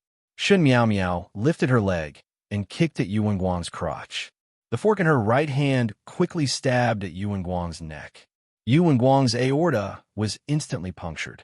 When Shun Miao Miao pulled out the fork, blood gushed out like a fountain. Yuan Guang clutched his neck in disbelief. He reached out to grab Shun Miao Miao, but it was to no avail. He had underestimated women. When a person was on the brink of death, they would do something unimaginable. Even a weak woman could turn into a god of death. Shun Miao Miao, I didn't expect that. Qin Jin was very surprised and applauded. Shun Miao Miao took a deep breath and put down the bloody fork. Can I go now? There's another unconscious one here. Qin Jin stepped on Li Ba's back. Shun Miao Miao's breathing quickened. She picked up the fork again, glanced at Qin Jin, and used the same method to stab Li Ba's aorta. This should be enough, right? Shun Miao Miao actually wanted to cry, but she knew that this man was very cruel, so she couldn't cry. Even if she wanted to cry, she had to step out of this door. Of course. Qin Jin smiled gently. Shun Miao Miao breathed a sigh of relief. She didn't want to come to this pin, one club anymore. They didn't even care about such a thing. Opening the door, Shun Miao Miao took a deep breath of the outside air and felt alive again. Instantly, Shun Miao Miao widened her eyes and turned to look at Qin Jin in disbelief. Sorry, I lied to you again. Qin Jin broke Shun Miao Miao's heart meridian with one palm. This was probably the most painless way to die. Throwing the corpse aside, Qin Jin closed the door again. Those who were related to his death were all dead. That's right. As for that young master Bai and the old man, I'll let them live for a while and solve the matter in front of me first. Wei Chong really liked this kind of scene, but in Qin Jin's eyes, he was completely like an old uncle who was scared silly. But the woman he was hugging was his. This was absolutely unforgivable. She's mine, Qin Jin said in a low voice. Wei Chong hugged the unconscious Tang Wei, caressed her soft hair, and said with a light smile, she belongs to me now. Hee. When you become like them, she will belong to me. Human, who gave you such confidence? Sometimes, Wei Chong admired the mysterious confidence of humans. Did they really think that they were very powerful after killing these ants? Qin Jin suddenly let out a burst of wild laughter. Confidence? Because my name is Qin Jin, my return will set off a storm, and the world will tremble for me. My enemies are only fit to hide in a corner and tremble. My women will enjoy my body, and you will become a corpse just like them. You said my line. Wei Chong was very angry. I have never seen such an arrogant human before. Thinking back to back then, his honor and I were completely annihilated by the humans and revived to this point. Back then, we were completely capable of killing our way back to the humans and turning the world upside down. However, he didn't. He didn't try to conquer this ant-like human because of his strength. He didn't say such words to anyone because it was really low and it would lower his own level. Furthermore, even though he kept on saying that he wanted to take revenge, he was completely unable to reach his honor's mental state. He was destined to not be able to become a strong martial artist. What? Lines? Uncle, have you gone stupid from fear? Wei Chong laughed lightly, then slowly stretched out his hand. With his palm facing upwards, his hand formed into a claw shape. Human, actually you acted cool enough today, but the mistake is you actually acted cool in front of me. You. Qin Jin sensed a dangerous aura. He wanted to retaliate, but his entire body was unable to move. Immediately, he looked at Wei Chong with a horrified gaze. A black whirlpool condensed in the center of Wei Chang's palm, seemingly like it was sucking something. Meanwhile, Qin Jin seemed like something was about to leave his body. Wei Chong kept his smile, and with a very serious expression, he declared, "You actually dared to insult the great his honor is trash, that has decided your fate from now on. Killing people isn't your fault, the fault lies in your mouth. Even if you act cool, there must be a limit. If you don't act cool properly, you will become an idiot, and you will regret your failure to act cool in the endless darkness." Stopping speaking, Wei Chong clenched his 5 fingers. Qin Jin's primordial spirit could be seen being forcefully pulled out by Wei Chong. This is what is truly terrifying. Qin Jin's physical body became sluggish, and his primordial spirit was frantically shouting, "Who exactly are you? Why are you imprisoning my primordial spirit? I am one of the 7 deadly sins under the Supreme Overlord's command, gluttony. You can call me Wei Chong. As for why I imprisoned your primordial spirit, of course it is to refine it. Xiao Tang's body is weak, so your primordial spirit can be treated as a small snack for her to eat." No, no, no. I am Qin Jin. I am a man who has returned from cultivation. I am a man who will make the world tremble. Qin Jin shouted frantically, unwilling to believe the truth in front of his eyes, but it was so real. "I know I was wrong. I don't want this woman anymore. As long as you don't refine my primordial spirit, I will do anything you want me to. I will lick your shoes for you, okay?" Qin Jin knew the consequences of refining his primordial spirit. He would disappear forever, and all of his efforts would be wasted. Why didn't I just take revenge? Why? If I leave, I won't be like this anymore. Why didn't I leave? Why am I still being greedy for a beauty? Master is right. Beauty is poison. Wei Chong laughed. "Lick my shoes for me? Do you know how to lick coins?" "Ah, seems like you don't." The black fog on Wei Chang's hand immediately became denser. "How is that black fog? It is clearly underworld fire." No, no, I can learn it. Spare me. I don't want to die. I am a master."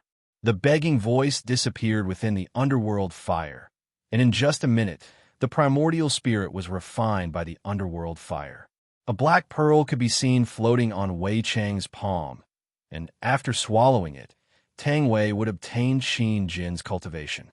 Following Wei Chang's wave of his hand, Tang Wei, who was in a coma, swallowed the black pearl. Wei Chong carried Tang Wei, looked at the soulless Qin Jin and the corpses on the ground, then took out his phone. "Hello, is this Yao Yao Ling?" A murder happened in the Pin E Clubhouse. After hanging up the phone, Wei Chong let out a breath. As a legal citizen, seeing this kind of thing happening, I definitely can't just stand by and watch. I have to immediately call Yao Yao Ling for help. Carrying Tang Wei, Wei Chong left the Penny Clubhouse. Inside the Pin E Clubhouse's boss office, Bai Chi's brows were tightly wrinkled as he looked at the surveillance camera. Young Master Bai. From the looks of it, this person seemed to have absorbed something. Bai Chi did not speak, and after pondering for a while, he said, "My big sister. What did brother-in-law say?" Young Miss said to not do anything for the time being and to wait and see.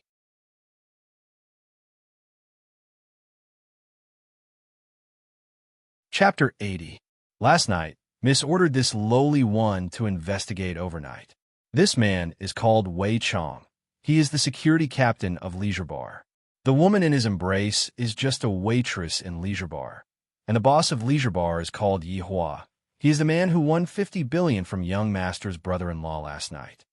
The first time they appeared was 5 years ago. At that time, they had come into contact with Fifth Master, and after that, they started to operate a leisure bar. Everything was uneventful until Qing family's Qingya appeared last month. Bai Chi asked confusedly, "Qingya? What do you mean?" The investigation is still continuing, and the preliminary result is that the two of them had a relationship. In these few days, Qingya directly stayed at Leisure Bar, and of course, there was also his little sister, Qing Yutong. "Qing Yutong? Are you talking about that movie queen?" Bai Chi asked curiously. Yes. It seemed like Bai Chi was also interested in the famous Qing Yutong. After all, he was only a young man. How could he resist the temptation of Qing Yutong? "Is there any other news? What faction is behind them?" Bai Chi asked. Actually, saying so much wasn't of much use. I haven't found out yet, but right now, Leisure Bar's boss Yi Hua and Jiu Ye's relationship isn't bad. Bai Chi touched his forehead as he looked at the surveillance camera from last night. Jiu Yi is indeed a character, the spokesperson of a crafty old fox. Don't look at how he is only holed up in a small lawn and city. His hands are already all over the country. The old man chuckled. No matter how powerful the Ninth Master is, he can't compare to the eldest Mississippi, of course. Who is my sister? She's a woman known as the Beauty of the North. Although my brother-in-law is a bit sloppy, he's still a good match for my sister, unlike other men who have multiple wives, Bai Chi muttered. The old man chuckled and didn't say anything. But my brother-in-law doesn't have the guts to look for other women, Bai Chi added. You're right, young master. The old man smiled. Bai Chi patted his pants and said, Old he, let's go to Zijin City. I still want to ask my sister in person. All right, I'll arrange the plane right away. Bai Chi, who was about to leave, suddenly paused and turned his head to ask, Old he, do you think the Xiao family will return the money? I'm not sure about Xiao Yi, but the woman beside him will definitely not return it. Then do you think the boss of this bar will step on the accounts? I really don't know. Old Chi, you really know how to joke around. Let's go to Zijin City and wait and see. I feel like there's going to be a good show to watch. I've long been sick of this Xiao Yi. Back then, he even chased after my sister. Both of them have wives, and he acts pretentiously all day long. Everyone in the circle calls him the pretentious King Xiao. Bai Chi said with disdain. The old man followed behind silently, listening to the young master's complaints. I really hope that the owner of the bar can step on this act tough king and let him know that there is always someone better out there. Young master, Xiao Yi's strength isn't ordinary. He's on par with the leaders of the other families. If we didn't surround him, it would be very difficult to make him lose face. Bai Chi sighed. How would he not know this? Otherwise, his sister would have long overturned the Xiao clan's doors. On the other side, Wei Chong carried the unconscious Tang Wei and arrived at a coffee shop, attracting a lot of people's attention. There were even some boys who were prepared to play the hero and save the beauty, and from there, they would be able to win the beauty. Wei Chong ordered a cup of iced coffee and quietly waited for Tang Wei to wake up. Back then, he heard that Lai Gu had killed 3 prehistoric beasts, and he even secretly took the meat of a golden delicate crane. In the future, I will ask Lai Gu to help me steal a piece of meat as well. Uncle Wei. Tang Wei could be seen slightly opening her beautiful eyes, but in that instant, Tang Wei's pupils were completely black, just like a deep whirlpool. But it was only for an instant. When Wei Chong saw it, he felt that it was not bad, right? You woke up. Uncle Wei, aren't we attending a banquet? Why are we here? Tang Wei rubbed her forehead, seemingly having already forgotten about what happened just now, selectively forgetting about it. Wei Chong said with a smile, Oh, you are drunk, so I brought you out first. Is that so? I won't make a fool of myself, right? Wei Chong lightly stroked Tang Wei's chin. Why would I? Tang Wei was very embarrassed. Uncle Wei sure knows how to seduce people. The shy Tang Wei lowered her head and tidied up her hair, not daring to look Wei Chong in the eye. Just that, her legs that were trembling due to nervousness had already caused cracks to appear on the ground, and the cracks were still continuously expanding. Leisure bar, 2nd floor, Qing Yutong's chamber. Yihua, give me the AWM. Yutong, give me the M249. Qing Yutong had a look of dislike on her face. Who is she? Yihua, I don't know her. Qing Yu snorted. Quickly give it to me, you 2 bastards, snatching my equipment. I didn't even come across a single airdrop that had the equipment. Yihua said faintly, Who asked your hand speed to be slow? Qing Yutong went into a daze, then rubbed onto Yihua's shoulder. Brother-in-law, your hand speed is not bad. How did you train your big sister?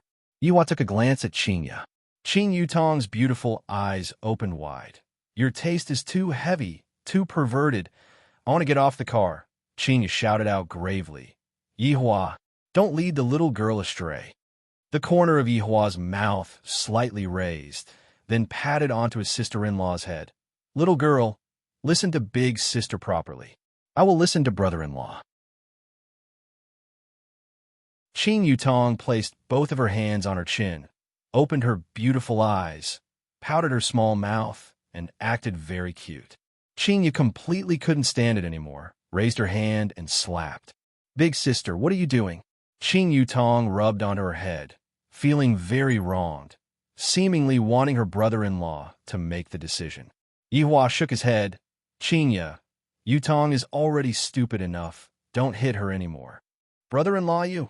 Qing Yu silently nodded her head. That is indeed the case. You all, You all collude with each other to bully a lonely little sister. My dear little nephew, when are you going to come out? At least we can have a companion. Yiwa, Chinga, right when the three of them were randomly showing off, a hand grenade appeared out of nowhere and entered through the window. However, before the hand grenade landed on the ground, it exploded. Yihua brought along his wife and sister-in-law and died, and there was also a water buddy who was hiding at the corner of the wall. Yihua, it's all your fault. Brother-in-law, it's all your fault. Yihua put down his mouse and said faintly, "What are we eating for lunch?" Yihua, you changed the topic again. Brother-in-law, how can you be like this? How about eating Sichuan cuisine? Or Hunan cuisine? Actually, I still want to eat grilled chicken wings. Qingyu stood up and stretched her waist. That perfect curve of hers immediately made people unable to take their eyes off her. Yihua expressed that he was already used to it, and Qing Yutong expressed that her curve was even better. Let's order takeout. I don't want to go out. It's hot outside. Qing casually picked up her phone and prepared to order on Mate 1. Qing Yutong was rather surprised. Big sister, you weren't like this in the past. Could it be that you became lazy after getting pregnant?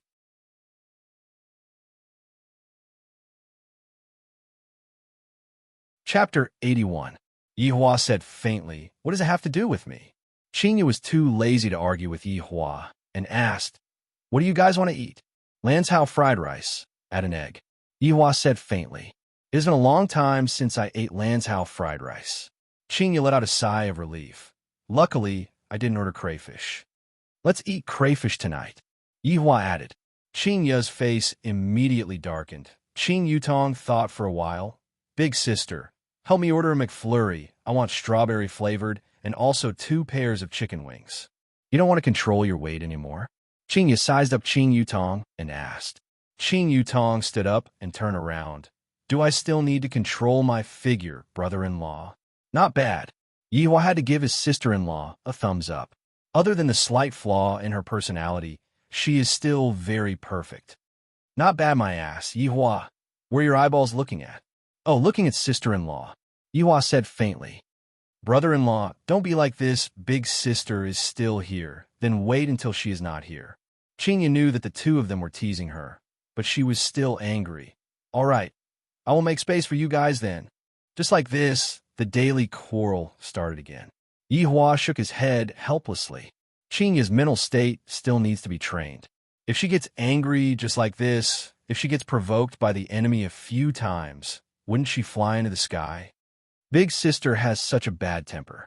Even Qing Yutong sighed. Seeing that her brother-in-law did not have the intention to chase after them, Qing Yutong asked in a low voice, "Brother-in-law, why don't you chase after them? I can only look at you after your big sister left." While brother-in-law is so perverted, he likes sister-in-law authentic beautiful legs. Do you want to know? Qing Yutong could be seen revealing her snow-white long legs. She silently thought, if brother-in-law can quickly touch them, then I will be able to get a quest point. "You're also very perverted." Yua took a look at the long legs and said, "Qing Yutong." Half an hour later, the food delivery arrived. It was a pity that Qing Yu was still angry and did not come over to eat. Yihua had no choice but to go and coax her. "It is fine if the adult is hungry, but I don't want my child to be hungry." Pushing open the bedroom door, Yihua discovered that Qing Yu was sitting on the bed, revealing her miserable back view, looking just like a resentful wife. "Qingya, come over and eat," Yihua shouted out. In actuality, this action of his was already giving the other party a lot of face. When had Yihua ever called others out for a meal? He only knows how to send people to hell. "What are you calling me for? Aren't you having fun with your sister-in-law? I don't dare to disturb Master's mood." Qingyu was very jealous. Yihua pulled Qingyu up and said faintly, "All right, don't make me angry." "You," Qingyu snorted. "If it wasn't for the fact that you won 50 billion, if you don't beg me a few times today, I wouldn't have let you off so easily." Qing Yutong looked at her brother-in-law, who was pulling her big sister into the room, and clicked her tongue. "Big sister, can't you be a little more reserved? At the very least, you should at least be able to last for 2 minutes, right? Every time brother-in-law makes a move, you would always surrender in less than a minute. As a woman, I have to look down on you. Eat your food, don't talk so much." Qingya's beautiful eyes widened. Isn't it because he is too strong? I am unable to resist him. Ha ha ha. Right, just now, the company gave me a call. Tomorrow, you should make a trip to Gao Hai City to take some publicity photos. Qingya said while holding on to her rice bowl. Hearing that, Qing Yutong became worried. Tomorrow? Brother-in-law. Come with me, not free. I have to bring your big sister out for a walk tomorrow. All right, you guys.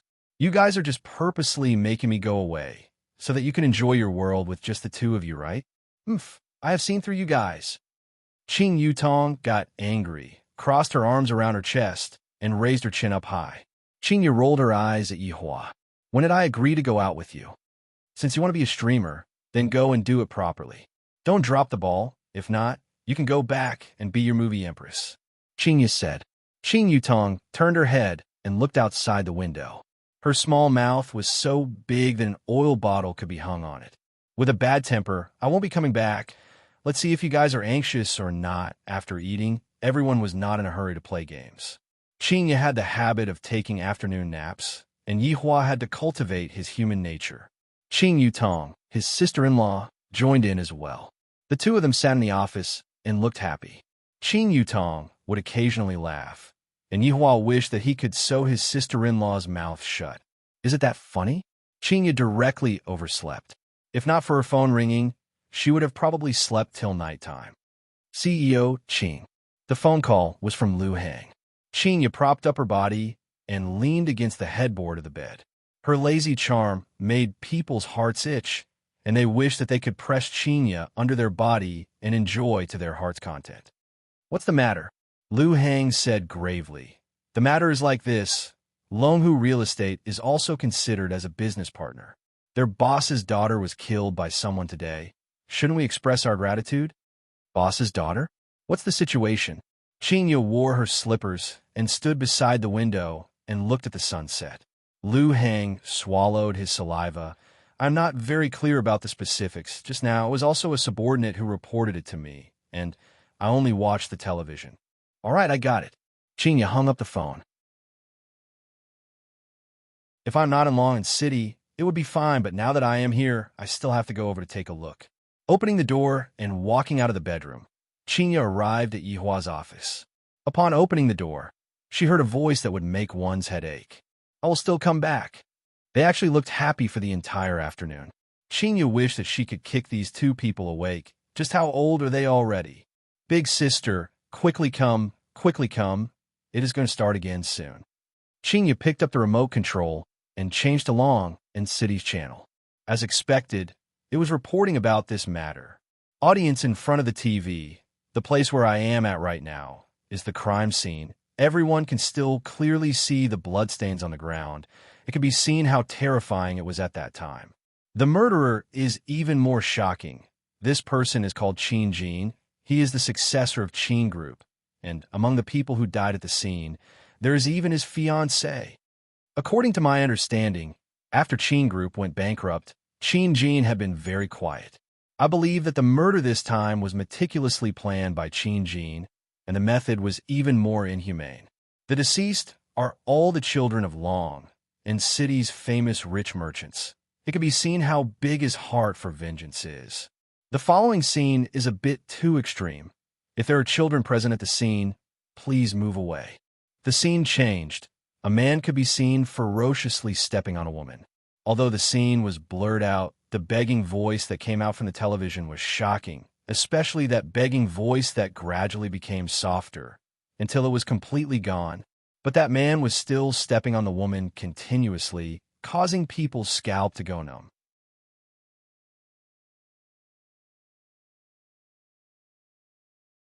Chapter 82. Yihua did not have any reaction. Isn't it just a few people dying?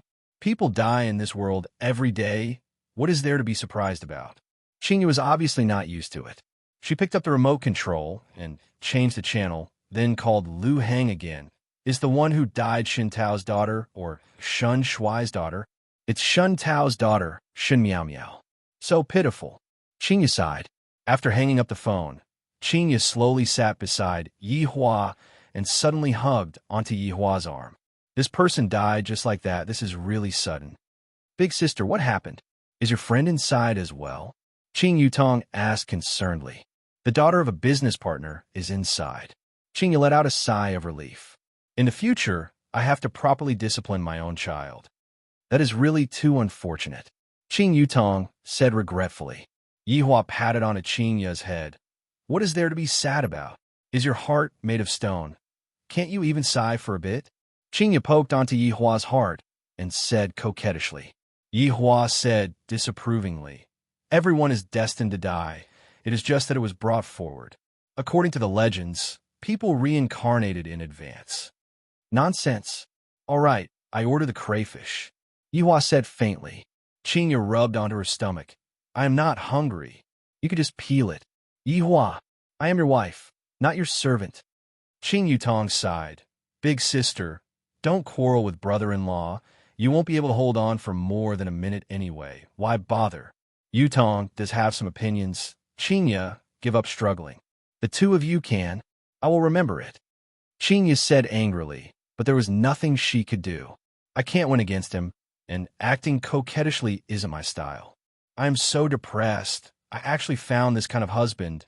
How many couples did I break up in my previous life in exchange for this kind of retribution? When the fried crayfish arrived, the stubborn Qingya still obediently helped Yihua peel it, just that the bitter taste filled the entire room, as if she was kidnapped by Yihua. And Yihua was also very particular.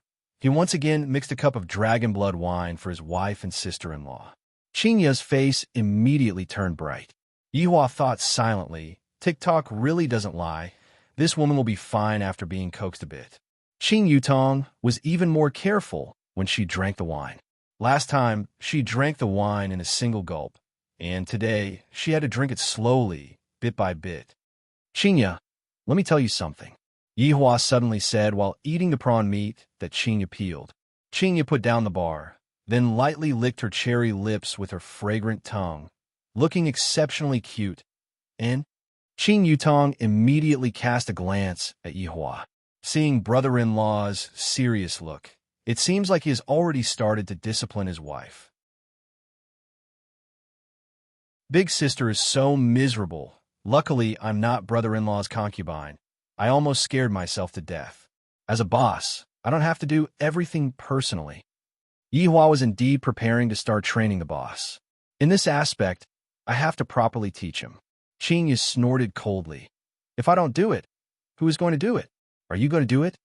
If this subordinate isn't used to do things, then what's the use of having him? As the boss of the group, all you have to do is to issue orders. Doing everything yourself is bullsh**t. It's just like the emperor in the past, who only cared about sitting on the throne and controlling the situation. Qing Yutong nodded her head. What brother-in-law said makes sense. Shut up. Qingya glared at her little sister. Just whose side are you standing on? Look, even Yutong knows about it. Yet you, as the big sister, still don't know about it. Yihua placed his chopstick straight, slightly leaned on the chair, and drank the dragon blood wine. Qingya pursed her lips, and for the first time, she didn't refute. After a while, she said, after saying so much, you just want me to not go and mourn, right? Of course, think about it. There's so many levels of difference between the two of you. Even if you want to go, it would be that driver from that day. Yihua said. Qingya powdered her mouth and muttered. Inhumane? What did you say? Yihua asked gravely. Qingya's heart trembled. She felt that Yihua's tone, just now, was very heavy. Is there a need for that? I am just going to comfort my partner. There's no other meaning. However, to Yihua, there's a huge disparity in status between the two of them. A mere human. Why is there a need for me to let my wife go? Brother-in-law, come. Your sister-in-law will peel the prawns for you. Calm down. Be obedient. Yihua fiercely glared at his sister-in-law, and the latter stuck out her tongue. Qingya, you just have to remember one point. You are the boss. You are the sky. Yihua added a sentence, and completed the lesson of disciplining his wife. Big sister, did you hear that? If you are the sky, then brother-in-law is the ground. Qingya stretched out her hand unhappily and slapped onto her sister-in-law, and the latter rubbed onto her head pitifully. That's right. I admit that what you said is right, but do you know about respecting the old and loving the young? Do you know about China's tradition? What's wrong with abandoning one's position? A partner's daughter passed away. What's wrong with going and mourning for her? Qinya questioned and immediately started disciplining her husband. Yihua didn't say anything. According to China's tradition, it is indeed necessary to do so. Seeing that Yihua didn't say anything, Qinya snorted. You have your reasons. I also have my reasons. What's wrong with the boss? Can't the boss care about the subordinate? The human heart is made of flesh, not made of iron. If you treat others well, others will treat you well. Just like you, when have you ever treated me well before? Touch your own conscience and say, have you ever cared about me before? And what about me? In the morning when I went to buy breakfast for you, I still had to be scolded by you. And I even had to peel crayfish for you. Did I ever say that my fingers were hurting from the spiciness? I have always been patient and tolerant. I also have a temper. Don't think that I am afraid of you. When I get angry, even I am afraid of myself. Yihua was a little startled, and Qin Yutong was also shocked by her big sister's imposing manner. She is truly a heroine among women. I have to give her a thumbs up and praise her. The more Qinya spoke, the angrier she got, and she began to complain about the grievances she suffered these few days. Also, you only know how to watch cartoons every day, and now that you are addicted to playing games, you still don't go out and look for a job. That's right. I can support you for your entire life, but you also need to have a bit of ambition. If the child sees that his father only knows how to watch cartoons and play games, how disappointed would he be? Also, don't think that just because I treat you well, you can bully me as you wish. I, Qinya, also have my dignity. Please respect me. After finished speaking, Qinya swallowed her saliva. Looking at that stupefied look on Yihua's face, I wonder if he is going to get angry again. After a long time, Yihua said to Qin Yutong, Yutong, how about ordering another 5 pounds of sugar? Qin Yutong didn't know how to reply and chose to remain silent. Qinya was angered to the point that she was biting her lips. Not only did this person not talk back, but he is actually punishing me in disguise, shameless to the extreme. I was wrong. Qinya lowered her head and admitted defeat. Even she herself didn't know why she had to be like this. If it was in the past, she would feel that she had lost a lot of face, but right now, she didn't feel like this. The corner of Yihua's mouth slightly rose. You are not wrong. I will accompany you tonight. A dignified supreme overlord being scolded by his wife, and he still can't refute. This is truly embarrassing. This matter has to be kept a secret, and all the people who know about it have to be silenced.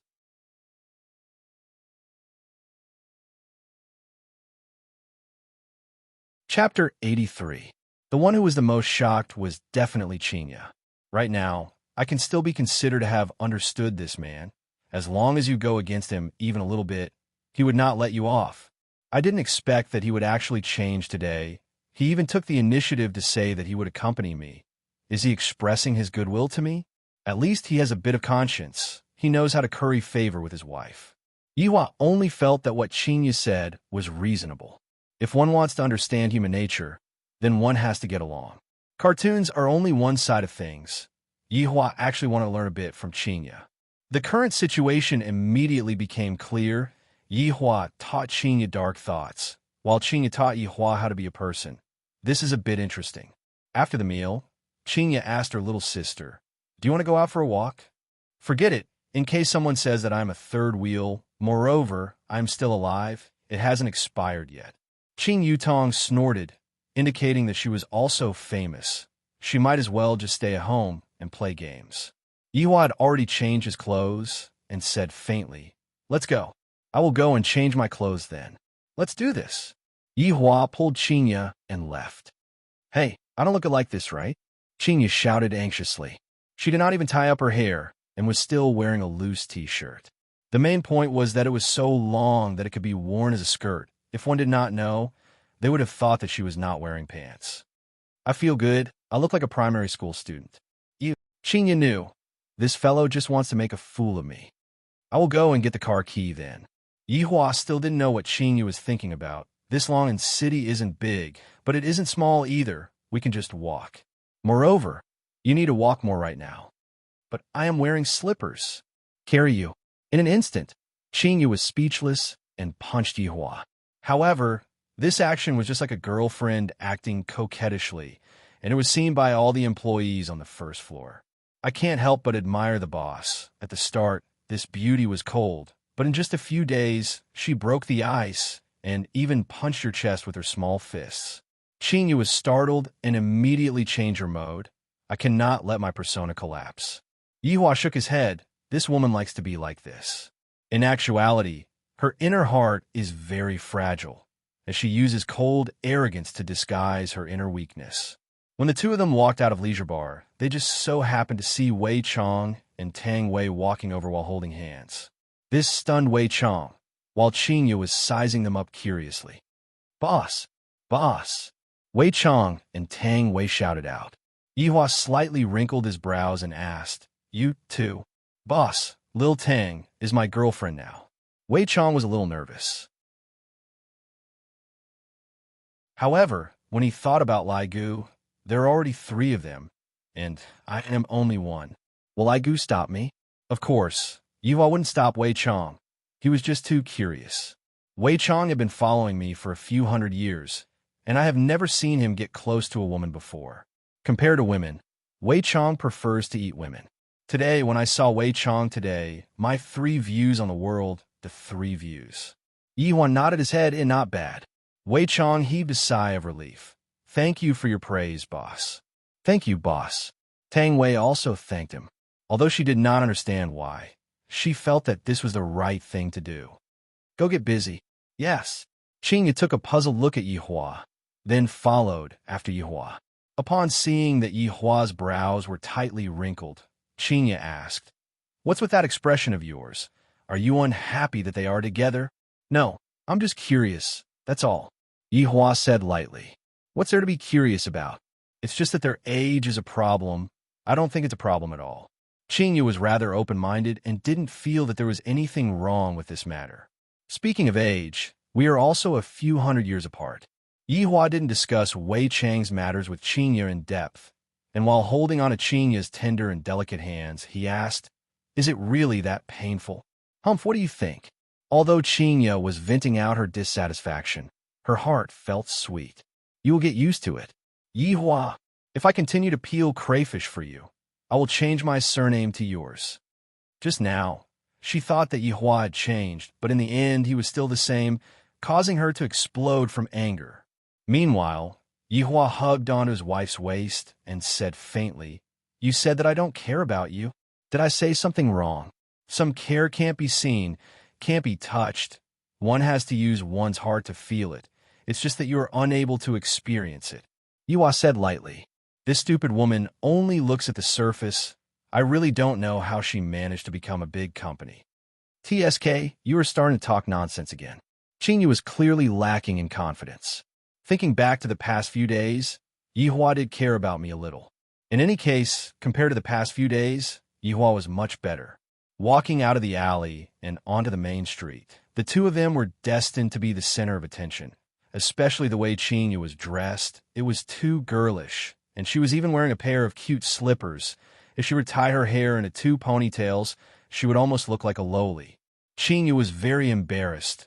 It was the first time that I dressed like this, and I looked like I was pretending to be young, especially those men whose eyeballs were about to pop out, and there were even a few who knocked into electricity poles. Where does that person live?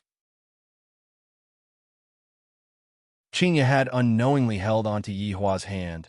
I don't know. I don't know, Yihua said gravely. It seems like she ran out of the house without knowing anything. I will make a call and ask, Qingyu hurriedly said. One touch and it's over.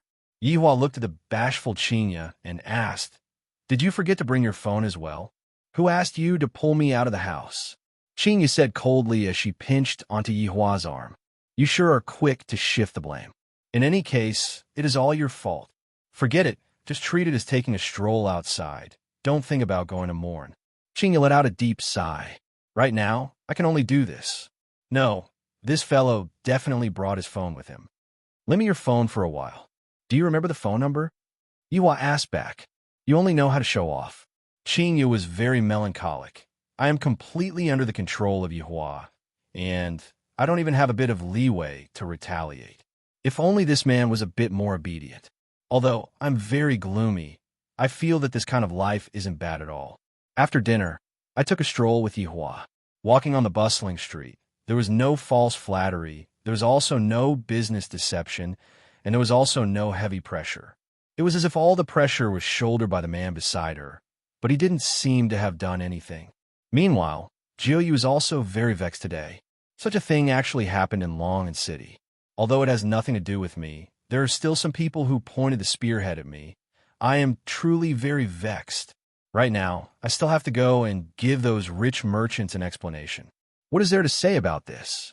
If you want to find someone, then go and find Bai family. And that Bai Qi ran away the moment something happened. He is simply shameless. Jiu Yi, who was sitting in the Rolls-Royce Phantom, looked at the pedestrians on the street. Those two that I met at the banquet yesterday. I probably won't meet them today, right? Please don't appear. The moment you two appear, I will be embarrassed.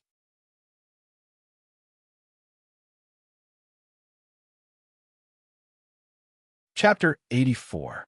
Damn it. Why did I have to pass by this road just now? Oh my god. I should just get off the car and ask.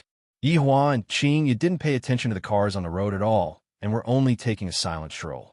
If not for the two of them holding hands, just by looking at their expressions, one would have thought that they were strangers. A Rolls-Royce Phantom suddenly stopped at the roadside.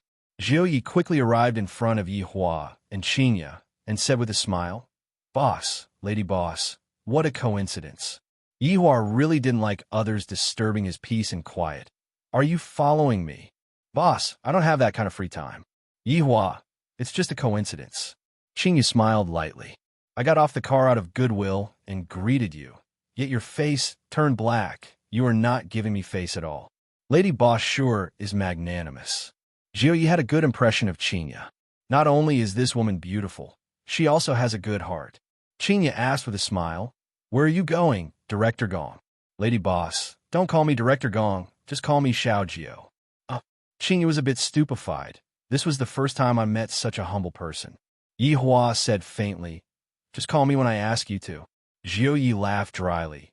"Lady Boss, I was just about to go to Qinghe Garden. It's all because of that matter that happened at noon." "Murder?" Qinya asked. "Lady Boss knows about it too. Those relatives of mine are making a fuss right now. I have to go out and talk to them." "Just nice. I was just about to go out as well." Qinya said and poked Yihua's waist. Yihua really wanted to give this Jiuyi a slap. "It's fine if you just drove by. Why did you have to get off the car? Are you bored? Can't you see that I am taking a stroll with my wife after dinner?" "Boss, lady boss, please get on the car." Jiuyi exclaimed that he was very lucky. If the boss went out, things would be much simpler. Just that, will the boss go out? This is a problem. This isn't right. As long as the lady boss goes out, doesn't that mean that the boss also has to go out? Yihua helplessly let Qing lead him away. To be honest, Yihua really wasn't willing to go. I might as well stay at home and play games with my sister-in-law. Qinghe Garden was a cemetery in Long and City. The people who were able to live in this cemetery were mostly the elders of rich people. The price of the cemetery was about the same as buying a house, but the size of the cemetery was even smaller than buying a house. However, today's Clear Harmony Garden seemed to be exceptionally gloomy, and there was even a bit of austere atmosphere in the atmosphere. Qinya looked at the black-clothed men who were standing on both sides of the hall. Their sleeves were tied with white silk scarves, and they looked as if they were prepared to fight. Qinya couldn't help but hold on to Yihua's hand tightly. The entire road leading to the park was filled with men in black. The cars that entered were stopped without permission. Of course, they didn't dare to stop Lord Gio's car. Basically, it was the reporters. When the reporters saw Lord Gio's car, they were all excited. Driving all the way up the mountain, the parking lot was filled with all kinds of luxurious cars. The entire garden was divided into 5 areas, and they were even marked. Shun Clan, Jia Clan, Yu Clan, Han Clan, Li Clan. These 5 families were most likely the most famous families in Long and City. Of course, there was also Qing family. Unfortunately, in just one afternoon, all the juniors had been killed. Although the murderer had been caught, this was not enough to vent their anger. It was also impossible to let this matter go just like that. As the owner of the clubhouse, Bai family had yet to say anything. When those big shots in front of the morning hall saw that Lord Gio's car had arrived, they quickly walked over. Lord Gio really wanted to cry. If this couple wasn't here, how dignified would I be? With them here, I am just like a small follower. Lord Gio, who was originally sitting at the back of the car, sat on the front passenger seat. After the car stopped, he got off the car first. When everyone saw Lord Gio getting off the front passenger seat, they were puzzled for a bit, but they didn't think much about it. Lord Gio, you have finally come. Lord Gio, you have to uphold justice for us. Lord Gio, that Bai family is bullying us too much. This northerner is already riding on our heads. Lord Gio, you have to be the judge. What's the rush? Can't you see that I still have to open the car door? Under everyone's astonishment, Lord Gio personally opened the front passenger seat door. Seeing the woman who got off the car first, everyone was stunned. Although the woman was not dressed that well, it was unable to conceal the beauty that was in her bones. That long t-shirt added a different kind of allure to the woman. Those juniors were all dumbfounded. Why is this woman so beautiful? She is too perfect. Li Chini was the family head of Li family. He had a very fat build. Who knows how many layers his chin had? Why does this woman look so familiar? Li Chini felt that he had seen her somewhere before. Han Wei was the family head of Han family. He had a slightly fat build. I think so too. Yu family's family head. Yuxi's complexion was very bad. Why would Lord Gio open the door for a woman? Jia Gao Ao, who was wearing a pair of gold-rimmed spectacles, said, "Perhaps she is some big shot." And Shun Tao recognized Qinya with a single look, as if he had seen his savior. He knelt in front of Qinya. "CEO Qing, you have to uphold justice for me. I only have this one daughter. She is usually very obedient, but after not seeing her for a few hours, she has already sent off her daughter." Everyone was shocked. No wonder she looks familiar. She is actually Qing family's Qinya. How did she become so beautiful? In actuality, Shan Tao was the most miserable. He got his daughter when he was old, and he doted on her too much. She was the kind of person who was afraid of melting when she was in his mouth and afraid of breaking when she was in his hands. Brother, Miao Miao is so pitiful. Shun Shui, that damn fatty, knelt beside Shun Tao and cried very reluctantly. Brother only has this one child, and now that she has passed away, I might not be able to give birth to another child even if I want to. If that's the case, I can only take advantage of my son in the future. This is truly an accident. Qinya did not expect that Shun Tao would have such a big reaction. She wanted to help Shun Tao up, but Yihua just happened to come out from the car and stop Qinya. That's right, this is done on purpose. Kneeling down is their honor. Ignoring them is your right. Everyone's gaze landed on Yihua and discovered that the women of Qing family seemed to be taking this man as their master. This is too mystical, too sudden. Some people recognized Yihua. After all, they had attended the banquet last night and also heard about the gambling house last night. Truly crazy, gambling all of their family's wealth. I heard that in the end, Xiao family and Tang family left with a black face. Boss, Lady Boss, we have arrived. Lord Gio's heart was bleeding. In the future, if I see them, I will take a detour. The dignified Lord Gio actually called them Boss and Lady Boss. Just what is going on? Could it be that that man has a special identity? If not, why would Lord Gio be so respectful? CEO Shun, the dead cannot come back to life. My condolences. Qinya said in a deep voice. For a man to cry so pitifully, it could be seen how much pain his heart was in. Yihua did not make any speech. As a man, what does crying count as? If it was my subordinate, I would have given him a slap. CEO Qing, Lord Gio, my daughter died in vain. But the murderer that was caught is an idiot. It must be the doing of the Rank 1 club. Shen Tao hammered the cement floor, feeling that everything that happened today was done by family from behind.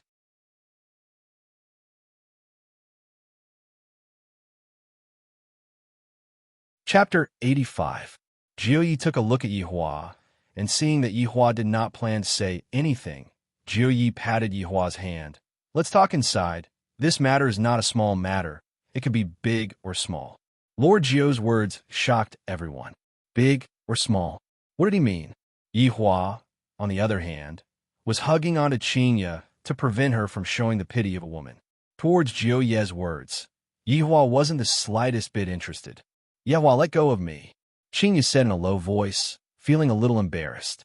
Yihua said faintly, you have been hugging me for the entire night, and now that I'm hugging you, that's all. All right, you can go and sleep on the sofa tonight. You, why are you so stingy? There's so many people here.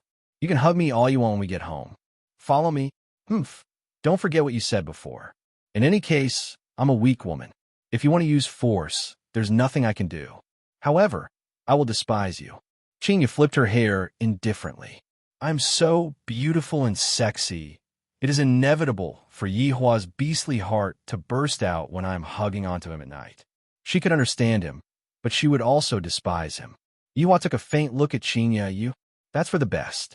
Remember that look of disdain in your eyes. In the future, even if you beg me, I won't agree. Yihua took a deep breath. Do I even need to request anything from you? Seeing that Yihua was angered to the point that he was taking a deep breath, Chinya did not continue on. Right now, she had learned to not go overboard. Raising her small hand, Chinya smacked towards Yihua's butt. Yihua looked at Chinya in disbelief, and after a while, he said gravely, Chinya, I will teach you a lesson tonight. TCH, I won't bow down to evil forces. You will lower your head. Yihua's right hand tightened, and Chinya cried out in surprise, and her entire body fell into Yihua's embrace. This bastard, he didn't even know where he was. Everyone else was sad. Yihua expressed that it was none of my business. Boss, let's go in and talk, Lord Ju said in a low voice. If the boss didn't move, he wouldn't dare to move. As for the wealthy businessman behind him, he saw that Lord Gio didn't move, so he didn't move either.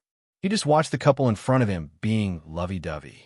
Chinya wished that she could dig a hole and hide herself. Originally, it was already very awkward for her to come out wearing this set of clothes, but I didn't expect that when I turned around just now, those people would be following behind me. Everyone was speechless. Qing family had a great background in Long and City, and right now, they were even preparing to take root in Zijin City. Although there was still a gap between them and those big families in Zijin City. In any case, they were still able to squeeze into Zijin City. As for this man, he was very mysterious. He didn't look like a gigolo. The group arrived at a side room in Clear Harmony Garden. Yihua and Chinya sat down, and Yihua said faintly, You two can chat. Everyone sat down, and Lord Ju let out a sigh of relief. Everyone, I am also very sorry that such a thing happened, but the dead cannot come back to life. Now that the culprit has been caught, everyone's hearts can be appeased. As for the Bai family, in fact, it is not good for you or me if this matter is blown up. Li Qianyi disagreed. Ninth Master, our children were murdered in the first-class clubhouse, so the Bai family has to take responsibility. That's right, Director Li is right. Jia Gao Ao agreed. Lord Gio, it can't be that you're afraid of the Bai family, and that's why you're siding with them, right? Yusi asked solemnly. Lord Ju said helplessly, I can understand everyone's feelings. It's fine if you want to pursue the Bai clan's responsibility, but you need some time. You can't be thinking of killing your way over, right? Ninth Master, no matter how powerful the Bai family is or how high their status is, they should give us an explanation for what happened. Han Wei's face turned cold. Yihua finally understood. These people are afraid of Bai family and want to use Xiao Jio as cannon fodder. However, how could these little rich merchants have the guts to challenge the Bai family? Although they were standing on the side of reason, it was still unusual. That was how humans were. They schemed against each other and schemed against each other. It was the same even when they were playing games. That's right. Do you think we, the South, are afraid of the North? Li Qianyi said boldly as if he wanted to start a war with the North. Yihua held onto his chin and asked, Chinya, how is this Bai family? Bai family is very strong, especially Bai family's women. The woman that Wang Debao married yesterday is a woman from Bai family. Chinya said in a low voice. How many wives does Wang Debao have? Yihua asked. Why you care about that? How many? Chinya said coldly. Wang Debao is very single-minded. He only has one wife. This Wang Debeo is indeed a bit interesting. Yihua said faintly. Which of those who have a bit of strength doesn't have a bunch of wives and concubines? That Xiao Yi and that Tang Wushuang. Xingye mumbled, but he dotes on his wife a lot. You mean that I don't dote on you? Yihua asked back. Xingye put on a straight face. Have you ever doted on me before? Yihua could be seen leaning towards Xingye's ear and saying in a low voice, That night, I doted on you a lot. Scoundrel! Xingye couldn't help but shout out and raise her little fist. Unfortunately, her little fist was grabbed onto by Yihua. Everyone present looked towards Yihua and Xingye in unison. We are discussing about a big matter, and yet you two are flirting with each other. This is truly infuriating. What are you looking at? Have you never seen a husband and wife quarrel before? Yihua said coldly. Everyone was speechless. You are obviously the one who disturbed us, and yet you are the one who is complaining first. Yihua, don't be like this, Xingye said petulantly. After this fellow is done acting cool, I have to clean up after him. Xingye laughed lightly. Everyone, I'm sorry, my husband will. Before Xingye could finish speaking, Yihua covered Xingye's mouth. Is there a need for me to explain? Zhou Yi blushed with shame. The boss is indeed awesome. I'm just like this, Yihua said faintly, then let go of his hand. Let's see how you're going to smooth things over. Xingye was very angry. Can't you speak properly? It is enough for you to use this kind of tone to talk to me, but to still act like this when going out, you're going to make enemies. Everyone was still unclear of Yihua's background. Thus, they decided to bide their time. After all, even Zhou Yi had to call him boss. Everyone, I am late. A man who was wearing a green gown could be seen walking over slowly, and behind him was a young man who was also wearing a green gown and carrying a long sword on his back. If Qing Yutong was here, she would definitely recognize this green gown man. He was that Dao defender who beat the dog until it vomited blood. Deacon Jian, you are finally here. Everyone hurriedly stood up and greeted. This Deacon Jian is incredible. I heard that he is the deacon of a certain sect in the cultivation world, and also the contact person of Long and City. Deacon Jian, why were you tied up in the park this morning? Jia Gaoao really touched on the sore spot. Jian Yuan's face sunk. Then he laughed and said, Something went wrong when I was training yesterday, causing my power to be greatly damaged, and I also met with a ferocious beast. You are the dog abuser who was tied up on the tree this morning? Qingye asked curiously, but after asking, she immediately regretted it. This is very rude. The air instantly froze. Jian Yuan's face turned white and red, and even the small cultivator who was following behind him felt embarrassed. Qingye, how can you speak like that? He is a cultivator. Yihua said calmly. Qingye was shocked. Ah, he is even a cultivator. Yihua laughed. Jian Yuan was about to bleed internally. Everyone was already scared out of their wits. Zhou Yi was convinced this husband and wife are really good at slandering people.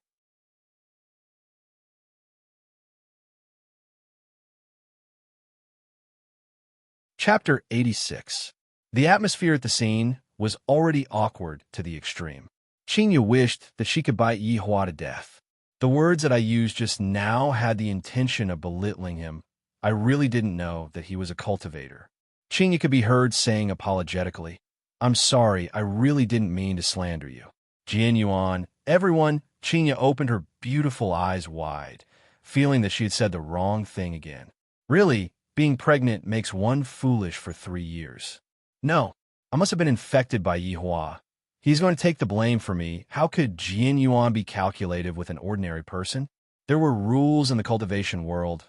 One cannot harm an ordinary person. If not, one would definitely be punished. Young lady, it's fine. Jian Yuan didn't know how he was feeling right now. It might be the same as yesterday night, that kind of sullen, that kind of powerlessness. Yihua reminded, she is not a young lady anymore. Qingye rolled her eyes at Yihua. Is this fellow really going to anger me to death before he stops? Jian Yuan laughed dryly, then said to everyone, Everyone, please calm down. I've already reported the matter that happened at noon to the sect.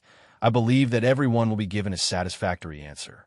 After all, our South is not that easy to bully. Deacon Jin Yuan is indeed wise. I admire you. Li Qianyi cupped his hands and said with a smile. Jia Gao Ao said heroically, Deacon Jian Yuan, let's not talk about anything else. I will donate 10 million to add food for your esteemed sect. Me too. Yusi shouted out too. Me too. Shentao took a look at Qinya and shouted out too. Jin Yuan thanks everyone here. Forget about the money. I have a presumptuous request. Jian Yuan smiled with his hands behind his back. He had the demeanor of an expert, and his temperament became faintly discernible, not at all like a person who was being hung up. Han Wei said, Jian Yuan is too polite. If there is anything you need, just say it. As long as it is within my capabilities, I will definitely do my best. Actually, it's nothing much. I heard that everyone bought a mountain together and is preparing to develop it. My sect is also interested. The money will naturally be given to everyone, and also my sect's miraculous medicine. Hearing that, everyone's expression immediately stiffened for a moment, but they who were cunning also instantly came back to their senses. Yi Hua could be considered to know what Jian Yuan was planning. From the looks of it, the reason why these few people dared to be so arrogant was all because of that mountain, and this Jian Yuan was planning to get share of the loot. Lord Zhou was also a little puzzled. Recently, they had indeed teamed up to develop a mountain. More accurately, it was a few mountain peaks. At that time, he didn't have high hopes for it, because it was too remote. Now that Jian Yuan mentioned it, he immediately knew what they were thinking. No wonder they dared to be so arrogant. They had probably obtained some treasures, or they wanted to create a diversion and create chaos first. Only then would they be able to sit back and enjoy the benefits of others. Just that. How did Jian Yuan know about it? Also, what kind of treasure was inside that mountain? Thinking back to why Xiao Yi wanted to invest in Long and City, could it be that it was also because of this mountain? Instantly, Lord Zhou's curiosity was piqued. Qinya stealthily sized up the two cultivators. In the past, I have only seen cultivators in movies or novels, but now that I'm standing in front of real cultivators, why do I feel that they are so unreal? Even my view of the world has changed. Are they able to step on the small swords on their back and fly? That was way too powerful. What are you thinking about? Yi Hua asked. Are they really cultivators? Qinya was still unable to believe the fact before her eyes. Yi Hua said faintly, Actually, I am also a cultivator. Qinya immediately rolled her eyes. Qinya, your ability to roll your eyes has improved a bit. Yi Hua, your ability to brag is getting better and better. Yi Hua laughed lightly. What if I am a cultivator? You are? Qinya, write my name backwards. There is no need for that. As long as you promise to listen to me obediently, you cannot go west when I say east. Yi Hua revealed out a mysterious smile, causing Qinya to become flustered. Qinya's eyebrows wrinkled slightly. What kind of tricks is this fellow trying to play again? All right, if you're not a cultivator, then you have to listen to me, and in the future, you have to peel crayfish for me. All right, Yi Hua agreed very straightforwardly. This woman actually dares to make such a bet with me. She is truly silly to the point of being adorable. Yi Hua could be seen taking out his phone and turning on the recording. In view of the fact that sometimes you always run your mouth off, I have to record it. You are the one who runs your mouth off. Qinya couldn't help but raise her voice, causing everyone that was sitting at the table to have a headache. Jian laughed lightly. Madam, can you lower your voice a bit? We are currently discussing some matters. I'm sorry. Qinya hurriedly nodded her head and apologized. Yi Hua said faintly, You all be quiet. Don't create trouble for me. It wasn't easy for Yi Hua to trick Qinya, so he mustn't let her down. After adjusting the recording, Yi Hua said, Speak. Towards Yi Hua's childlike actions, Qinya was helpless and said, If Yi Hua is really a cultivator, Qinya, promise to be obedient in the future. Yi Hua will be my sky, all right? Yi Hua was very satisfied and kept his phone. You're a cultivator as well? Jian Yun asked curiously. I'm unable to see through this man's cultivation. Yi Hua nodded his head. Loose cultivator? Yi Hua said, self-cultivation. That's right, Yi Hua is self-cultivating. Could it be that an undead wants to enter the human world to learn? You are thinking too much. Even the other races look down on the undead. They're just like street rats. Your distinguished self said that you were a cultivator. How about you give me a few moves? The young man that was with Jianyan said. He had long disliked Yihua. Forget that Yihua is handsome. Even his wife is so beautiful. Yihua suddenly said coldly, Since you all were rude to my wife, I shall properly teach you all a lesson. Yihua, stop messing around. Qingya shook Yihua's arm. It is one thing for you to act cool in front of your wife. After all, we are all family, but now, you even went to act cool in front of others. Yihua patted onto the back of Qingya's hand. Qingya, remember what you said just now. Suddenly, Yihua stretched out his index finger, and a purple flame appeared out of nowhere. That bewitching color made people unable to take their eyes off of the purple flame. When that purple flame shone onto Yihua's face, it made people exclaim in admiration. Yihua flicked out his finger, and the purple flame landed on the ground. The flame did not extinguish, nor did it melt the ground, as if it was just an illusion. Qingya, who was at the side, was already stunned. Yihua can't be playing magic, right? But this is too strange, right?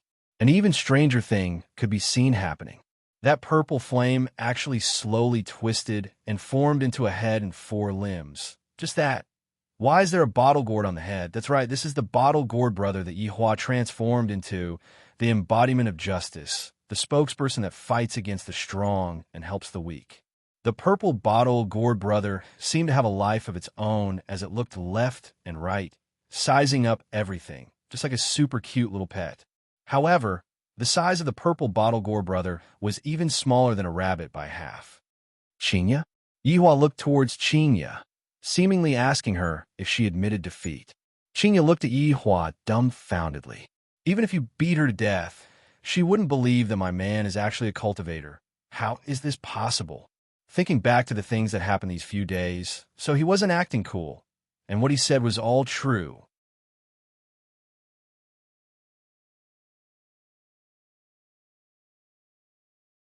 Chapter 87. Qingya's brain was unable to function normally and was currently in a frozen state. Not to mention Qingya, everyone, including Jiuyi, was stupefied. Even Jian Yuan was stupefied. To casually create a living spirit. How is this possible? The face of the young man at the back was filled with disbelief. How can he be a cultivator? This is definitely fake. Evil arts of the pugilistic world. Watch my sword. The young man immediately pulled out his sword and stabbed towards the Calabash brother. I want to expose his lies and let everyone here know that he is a gigolo. I also want that beauty to know that he is a swindler. The purple Calabash brother looked at the incoming sword curiously and did not move at all. However, the sword that was glowing with white light easily pierced through the body of the Calabash brother. Everyone couldn't help but let out a sigh of relief. A complacent look appeared in the young man's eyes. He even looked towards Yihua, seemingly saying that this little thing is not much. I killed him easily. Yihua did not say anything and poked Qingya's forehead. Stupid. Qingya came back to her senses and said, You are the stupid one. How do you want to deal with them? You decide. Yihua said indifferently. In any case, I didn't do it myself, so I didn't break the rules. Qingya punched Yihua. What do you mean, deal with them? Your Calabash brother was pierced through the heart. Pierced through the heart. Yihua smiled and did not say anything. The purple Calabash brother touched the sword and seemed to be very curious. However, just this small action of his made everyone gasp in shock. He didn't die. The young man turned pale with fright and tried to pull the sword out with his right hand, but the Calabash brother grabbed onto the sword and seemed to be very unhappy. This is my toy. Back off. Jian Yuan shouted lightly. Deacon, I can't pull it out. The young man was very helpless. Just what the hell is this Calabash brother? Suddenly, a purple light emitted out from the hand of the Calabash brother, and the sword was instantly wrapped up. The young man revealed a look of shock and immediately let go of the sword. The Calabash brother swung his hand, and the purple sword floated in the air, looking very dazzling. Qingya, do you want them to live or die? Yihua asked Qingya, who was absent-minded. Qingya looked at Yihua blankly. She was getting more and more confused about Yihua. Just what kind of person is he? He knocked on the silly woman's head and said, "You look pretty cute in this adorable way." "You, why did you knock my head?" Chinya rubbed onto her head petulantly. "You haven't answered me yet." "Answer what?" "They have offended you. It's not like other people did it on purpose. Forget about it. Forget about it," Chinya said in a low voice. In the end, Chinya was still just a little woman. After hearing what Chinya said, Yihua let out a sigh. "Chinya, you should know that offending you is equivalent to offending me. Have you ever thought about it?" After hearing that, Chinya remained silent. "I'll let it go this time, but don't make the same mistake next time." As the wife of a supreme overlord, not only did she have to consider herself, she also had to consider her husband's face. Chinya bit her lips, not knowing what she was thinking. However, everyone listened to the conversation between the couple. They were simply showing off to the extreme. What do they mean by offensive? Did they think they were emperors? However, they only dared to think about it and didn't dare to say it out. They were afraid that the purple sword in the sky would give them a chill. At noon, the juniors were all annihilated. Could it be that the seniors are going to die together with them at night? Jioyi finally understood the advice that his big brother gave him before he died. This boss is truly a cultivator, and his strength is even stronger than Jian Yuan, truly formidable. The purple calabash brother lightly leaped onto the purple sword that was floating in the sky, then began flying around. That small posture of his was like he was skiing, showing that he was having a lot of fun. "Mr. has great strength." Jian Yuan cupped his hands and said. Yihua said, "Didn't you say that you wanted to spar with me?" Jian Yuan's heart sunk. This calabash brother looks very childish, but from the looks of it, his strength has definitely reached a terrifying level. Spar with me is completely seeking death. Mister's strength is extraordinary. We are not Mister's opponent. We have offended you just now. I hope that Mister will not blame us. Jian Yuan let out a sigh of relief. A good man should know when to yield, and when to advance, and when to retreat. What's the use of acting cool for a moment? Yihua felt that it was all right to speak like this. According to his temperament in the past, he would definitely ignore his begging for mercy, but thinking from the perspective of a human, he would definitely want to obtain a greater benefit. Since you are sincerely lowering your head and begging for mercy, then I will spare your life, Yihua said indifferently. Jian Yuan looked as if he had eaten a fly. "How am I begging for mercy? I am just praising you." "All right, that's right. This can only be counted as a disguised form of begging for mercy. But aren't you not giving me any face at all?" Right now, everyone didn't even dare to breathe loudly. Even Jian Yuan Deacon has to lower his head and admit his mistake. Then what do we count as? That purple sword that was floating in the sky was like a death sentence. Whoever dares to speak carelessly would have their heart pierced through. Jian Yuan Deacon, since the boss has already spared your life, you should smile. Don't frown. Jioyi suddenly stood up and said with a smile, having the intention of hugging onto Yihua's thigh. "Why the F***K am I supposed to smile while I beg for mercy? I will never beg for mercy in my entire life. This is the last time I will beg for mercy. Next time definitely won't, no? There won't be a next time. Why did you all butt in?" Yihua asked curiously. Jian Yuan went into a daze, then played dumb and said, "Mister, what do you mean?" "Baiyu." The purple sword had already appeared in between Jian Yuan Deacon's eyebrows. Calabash brother was lying on the body of the sword, posing like a drunk concubine. If not for the fact that the situation wasn't right, Qing Yu would definitely laugh out. Jian Yuan didn't know why, but his body was already out of control. This sword might was too huge, but it was only released by Calabash brother who was lying on the body of the sword, and from start to finish, that man had only thrown out a purple flame. "Think about what I mean," Yihua said unhurriedly, while playing with Qing Yu's finger. It was rather tender and smooth. "Mister, this is... I don't care what reason you have, I will ask and you will answer. Furthermore, there are a lot of people who are smarter than you here," Yihua said coldly. If not for Qing Yu being soft-hearted, she would have already poked his forehead. "In any case, it wasn't me who did it, it doesn't count." Jian Yuan was sweating profusely, Why am I so unlucky these 2 days? Sailor Moon and Calabash Brother. I actually got bullied by a character from an anime. Can I still have fun? Why is there such a strong person in this long and city? After I return this time, I definitely have to report to the sect. I will not stay in Long and City, even if I'm beaten to death. Mister, there's a dragon vein under the mountain that they bought. Dragon vein. Yihua went into a slight daze, and here I thought that it was something that made them fight over it. To make such a big fuss over a mere dragon vein. Under the dragon vein, there are a lot of treasures, pills, orbs, techniques, and so on. Jian Yuan had the heart to cry, and he took out everything. Yihua waved his hand, and Calabash Brother instantly dissipated. The purple sword also returned back to its original form and fell onto the ground. And those wealthy merchants' eyes were opened wide. There are orbs and techniques. No wonder our Yinfeng sect wants to butt in.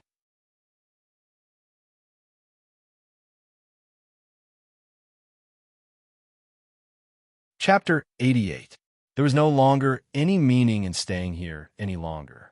Pulling Qinya, who was absent-minded, Yihua said, Xiaojio, call a car over. Lord Jiao immediately stood up. I'll make the arrangements now. Boss, please wait for a while. The driver will be here soon. Yihua nodded his head. This Wei Chong and Lai Gu's temperament is very weird. As long as someone is disrespectful to me, I will kill them without saying a word. Leaving this Xiao Jiao with me can also be used to deal with some trivial matters. If Jiao Yi were to know of Yihua's thoughts, he would definitely be in a dilemma. On one hand, he wants to hug Yihua's thigh, and on the other hand, he also wants to hug Yihua's thigh to save face. Very quickly, Jiao Ye's Rolls-Royce Phantom arrived, and the driver respectfully opened the door of the car. Yihua pulled Qinya, who was absent-minded, and walked out of the side hall. The things that they're talking about are too childish. I'm not interested in knowing about it, and I don't want to know about it either. Right now, I'm only curious about the thoughts of Qinya, this fool. After knowing my strength, you're already stupefied. Let's see if you're still going to be naughty in the future. Qinya was indeed stupefied. Never in a million years would I have thought that the man that I randomly found would be a cultivator. I really don't know if this is good luck or bad luck. Could it be that all cultivators have such a bad temper? Asking his woman to peel crayfish and buy pancakes at every turn? On the way back, the two of them didn't converse with each other at all. Yihua was a little impatient. Could it be that this stupid woman was scared silly? Stop at the side, Yihua said coldly. The driver didn't dare to say anything else. He had to pull over even if he had to pay a fine. After pulling Qinya, who was still in a daze, Qinya walked to the riverside and gazed into the distance. There were quite a number of couples strolling along the riverside, and there were also many elderly people dancing in the square. The main reason was that the riverside was cool. From time to time, a cool breeze would blow, making one feel relaxed and happy. Yihua took out a stick of cigarette and lit it up, then leaned against the guardrail. Meanwhile, Qinya was standing at the side, and the breeze was blowing her beautiful hair, not knowing what she was thinking about. After finishing smoking a cigarette, Yihua was a bit irritated. Could it be that I have really become stupid? Speak, Yihua said gravely. Qinya took a deep breath, then asked, Yihua, do you know grafting? What do you mean?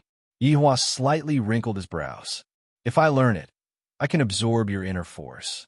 Yihua, what's the point of learning that kind of inferior cultivation technique? Yihua said in disdain. This woman's hair is too long, but her experience is too short. Do you know 3 flower at once prominence? Yihua's frown deepened. No. Then do you know the Ninine Sutra? Yihua had the thought of smacking Qinya's, but, not yet. Where's the dark north divine art? You can't even do that. Buddha's palm headquarters, right? Sigh, Yihua. Could it be that you have cultivated the sunflower manual? Yihua couldn't bear it anymore and hugged Qinya into his embrace. Don't you know whether or not I have practiced the sunflower treasured book? Qinya let out a breath. Just now, I just wanted to tease Yihua a bit, and upon discovering that he is still the same as before, I can finally be at ease. Just that, with the additional identity of cultivator, I don't know if I'll be able to gain face for myself if I were to tell others about it. For example, other people say, my husband is worth tens of billions. Where does your husband come from? Chinya placed her hands on her waist and shouted out proudly, Your husband is nothing. My husband is someone from the cultivation world. If Yuan knew what Chinya was thinking right now, he would definitely give Chinya a lecture. To actually compare yourself with that kind of low-rank job. Are you really someone from the cultivation world? Chinya asked. Yuan didn't know how to reply. What the hell is the cultivation world? If I were to deny right now, would she go back on her words? After all, what I'm betting on is whether I'm a cultivator or not. However, admitting that I'm a cultivator, I feel really low. However, for the sake of teaching Chinya a lesson, I might as well be a little low. Seems like for this woman, my bottom line is getting lower and lower. Yes, Yihua said indifferently. Then, are you very powerful, the kind that can blow up a car with a punch, and can even fly into the sky? Yes. Then, can I fly on a sword? Can I fly into space? But there's no oxygen. Yihua, do you not want to breathe anymore? A few black lines appeared on Yihua's forehead. No wonder you were like that night. So you were a cultivator. You must have taken your medicine. Yihua was really angered and said coldly, You can come and give it a try tonight. TSK, I won't fall for it. Don't think that just because you are a cultivator, I have to hug onto your thigh and listen to your words. Chinya pushed Yihua away, stood in front of Yihua, raised her chin, and said confidently. Yihua said gravely, Did you forget about your vow? What vow? I don't know what you're talking about. I knew that you would be like this. Yihua took out his phone and played Chinya's recording. If Yihua is really a cultivator, I, Chinya, promise that I will be obedient in the future. Yihua will be my sky, all right? After listening to her vow, Chinya immediately understood. I was tricked by Yihua again. I won't accept this. You lied to me. Chinya raised up her small fist again, but unfortunately, her wrist was grabbed onto by Yihua. Yihua knew that Chinya would go back on her words and said coldly, Do you think that your small fist will be able to harm me? Chinya's expression immediately sunk as she said, I know that you are a cultivator now, and you are very powerful. I am just an ordinary woman, and I am completely not your opponent.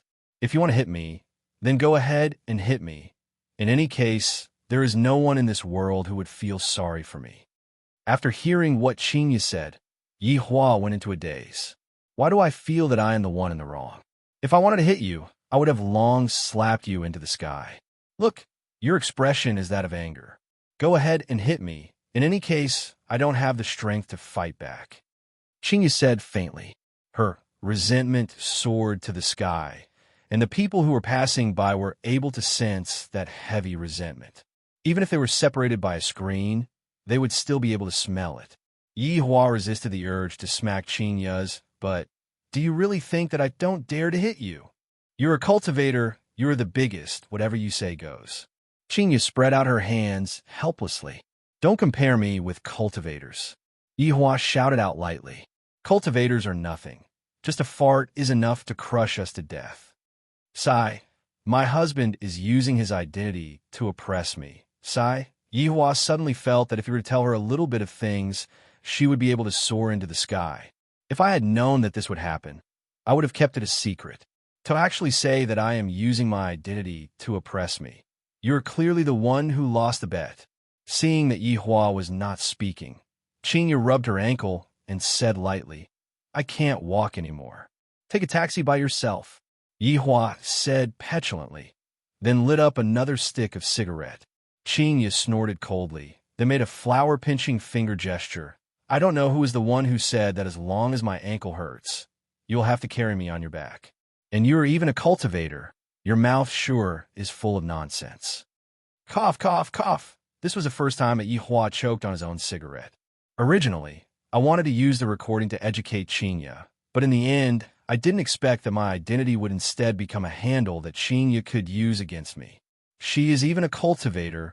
If I were to tell her my real identity, things would get out of hand. Forget it, forget it. I will just slowly walk back. The identity of a cultivator is noble. How can I carry my wife on my back?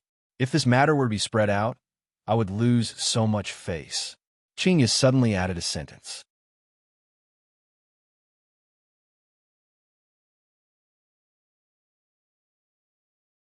Chapter 89. Come up. After a while, Yihua suppressed the impulse in his heart and shouted out coldly. A trace of a smile appeared on the corner of Qinya's mouth. Then she turned her head and said, "Really? You won't throw me into the river, right? Come up. I don't want to say it a second time." Yihua really wanted to turn back time. This woman is truly much smarter than what I imagine her to be. Qinya immediately arrived behind Yihua and patted on Yihua's back. "Squat down a bit." As the almighty supreme overlord, Yihua felt tired and helpless as he slowly bowed his body. "This is the first woman that dares to be so arrogant towards me." Qinya suddenly jumped up and wrapped her spotlessly white arms around Yihua's neck. Meanwhile, Yihua began to walk forward, and the scene was rather comical. Because Yihua didn't hold on to Qinya's legs right now, it was as if Yihua was carrying a corpse. Qinya, who was on Yihua's back, immediately shouted out, "Yihua, if you don't want to carry me, just say it. What are you trying to do this time?" This cannot be blamed on Yihua. After all, he had never turned his back on anyone before. "Don't you know how to hold my legs? Do you want to drag me home?" Yihua took a deep breath. "You are the first woman who dares to shout at me. What's wrong? Did I hurt the dignity of the cultivators? Don't mention cultivators to me." Right now, Yihua hated cultivators to the core, and he really wanted to get rid of all of the cultivators. It was precisely because of the cultivators that he was teased by this woman. Qinya pouted and did not provoke Yihua anymore, because she discovered that Yihua was currently walking towards the riverside. Unknowingly, Qinya walked to the street, and Qinya became the object of envy of all women. "Look at the others. They all know how to carry their girlfriends. Why don't you carry me? Then why don't you look at other people's girlfriend bodies? As long as I carry you, you have to give me mouth-to-mouth resuscitation. You're so annoying. You want to take advantage of me again?" The skinny man was already in despair. "Was I talking about taking advantage of her? I'm talking about how fat you are. Oh my God, this is so hopeless." Leaning on that broad and sturdy back, Qinya felt extremely safe. Towards the envious gazes that other people were casting at her, she also happily accepted them. "If you guys have the ability, then go and find a cultivator husband to carry as well." "Yihua," Qinya called out softly. Yihua lightly nodded. In actuality, he was silently praying in his heart that Lai Gu and Wei Chong must not see this. "Will you really hit me?" Yihua stopped his footsteps and immediately slapped onto Qinya's perky butt. "Do you think that I dare or not?" Qinya was stupefied. This fellow actually dared to spank but in front of so many people, shameless, without waiting for Qinya to start scolding. Yihua took the initiative and said, "I have a voice recording as evidence. You better be more obedient in the future. If not, I will spank your butt until it is swollen."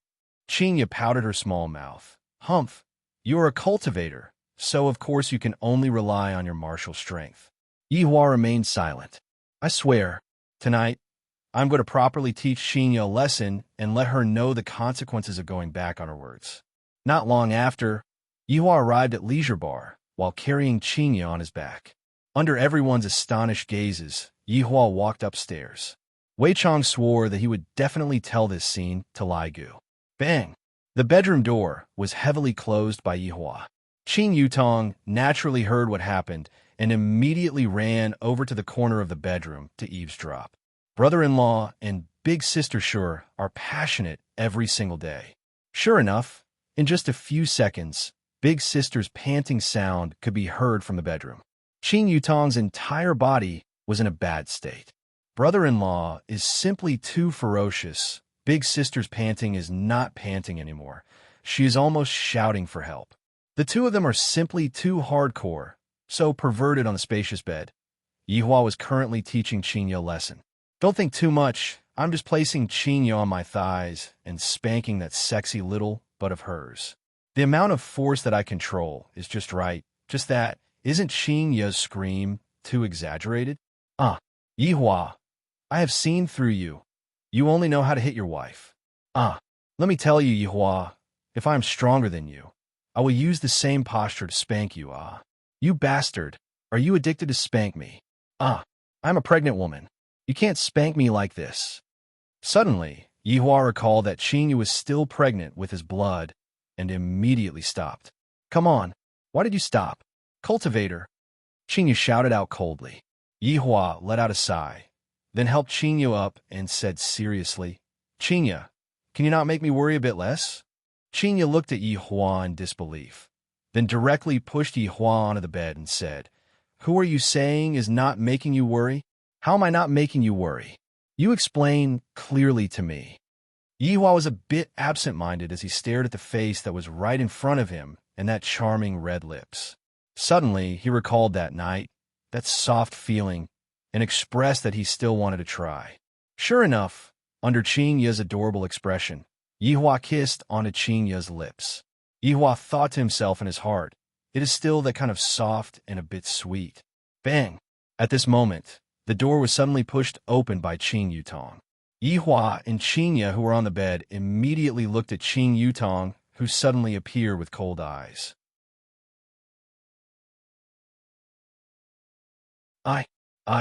I heard that the two of you didn't make a sound, and I thought that the two of you had perished together. I will leave now. The two of you can continue. Don't bother about me. Bye-bye. Qing Yutong immediately left. The gaze of brother-in-law and big sister is so scary. Yihua pushed Qingyu away and said calmly, I'm going to take a bath. In actuality, his heart was not calm at all. Oh! Qingyu, who was angry just a moment ago, also cowered and sat cross-legged on the bed in a daze. The atmosphere between the two of them immediately became awkward. Even after Yihua came out from the bath, Qingyu did not say anything and just rushed into the bath. After that, the two of them just lay on the bed, one on the other side, and neither of them spoke first. Is your phone turned off? Yihua asked lightly. He was unable to hold it in anymore. Qingyu's tone was also not that cold. It is turned off. Just that the two of them spoke one after another, and the atmosphere instantly quietened down. Roughly half an hour later, Qingyu finally could not hold it in anymore and asked lightly, Are you asleep? If you want to come over, then come over. Yihua said faintly, This woman really wants to save face. Qingyu snorted and lightly moved her body, then closed her eyes and hugged onto Yihua. As if by doing this, she would not find out. She was purely deceiving herself.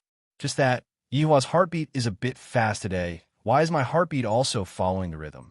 This fellow is indeed messing around with the rhythm.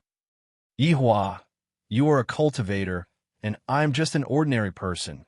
Will you? Before Qingyu finished speaking, Yihua interrupted and said solemnly, I won't. This was the tacit understanding that a husband and wife should have. There were some words that the other party did not need to finish speaking, and the other party would know. Yihua was just like this. Qingyu's character was more or less clear. To put it simply, she was a hedgehog that did not have any sense of security. Before tonight, Qingyu felt that the gap between her and Yihua was not that big. In any case, Yihua was also the boss of a bar, and both of them were bosses. However, now, it had changed. Yihua was not only a boss, he was also a cultivator, and in the novels, he was able to ascend to immortality. The huge sense of loss made Qingyu very melancholy, feeling that Yihua was suddenly very far away from her. Thus, she made Yihua look as angry as usual, and the facts proved that Yihua was still the same. However, she kept feeling that she would lose Yihua, perhaps on the day when the child was born. After all, the promise that she made on that day was still lingering in her mind.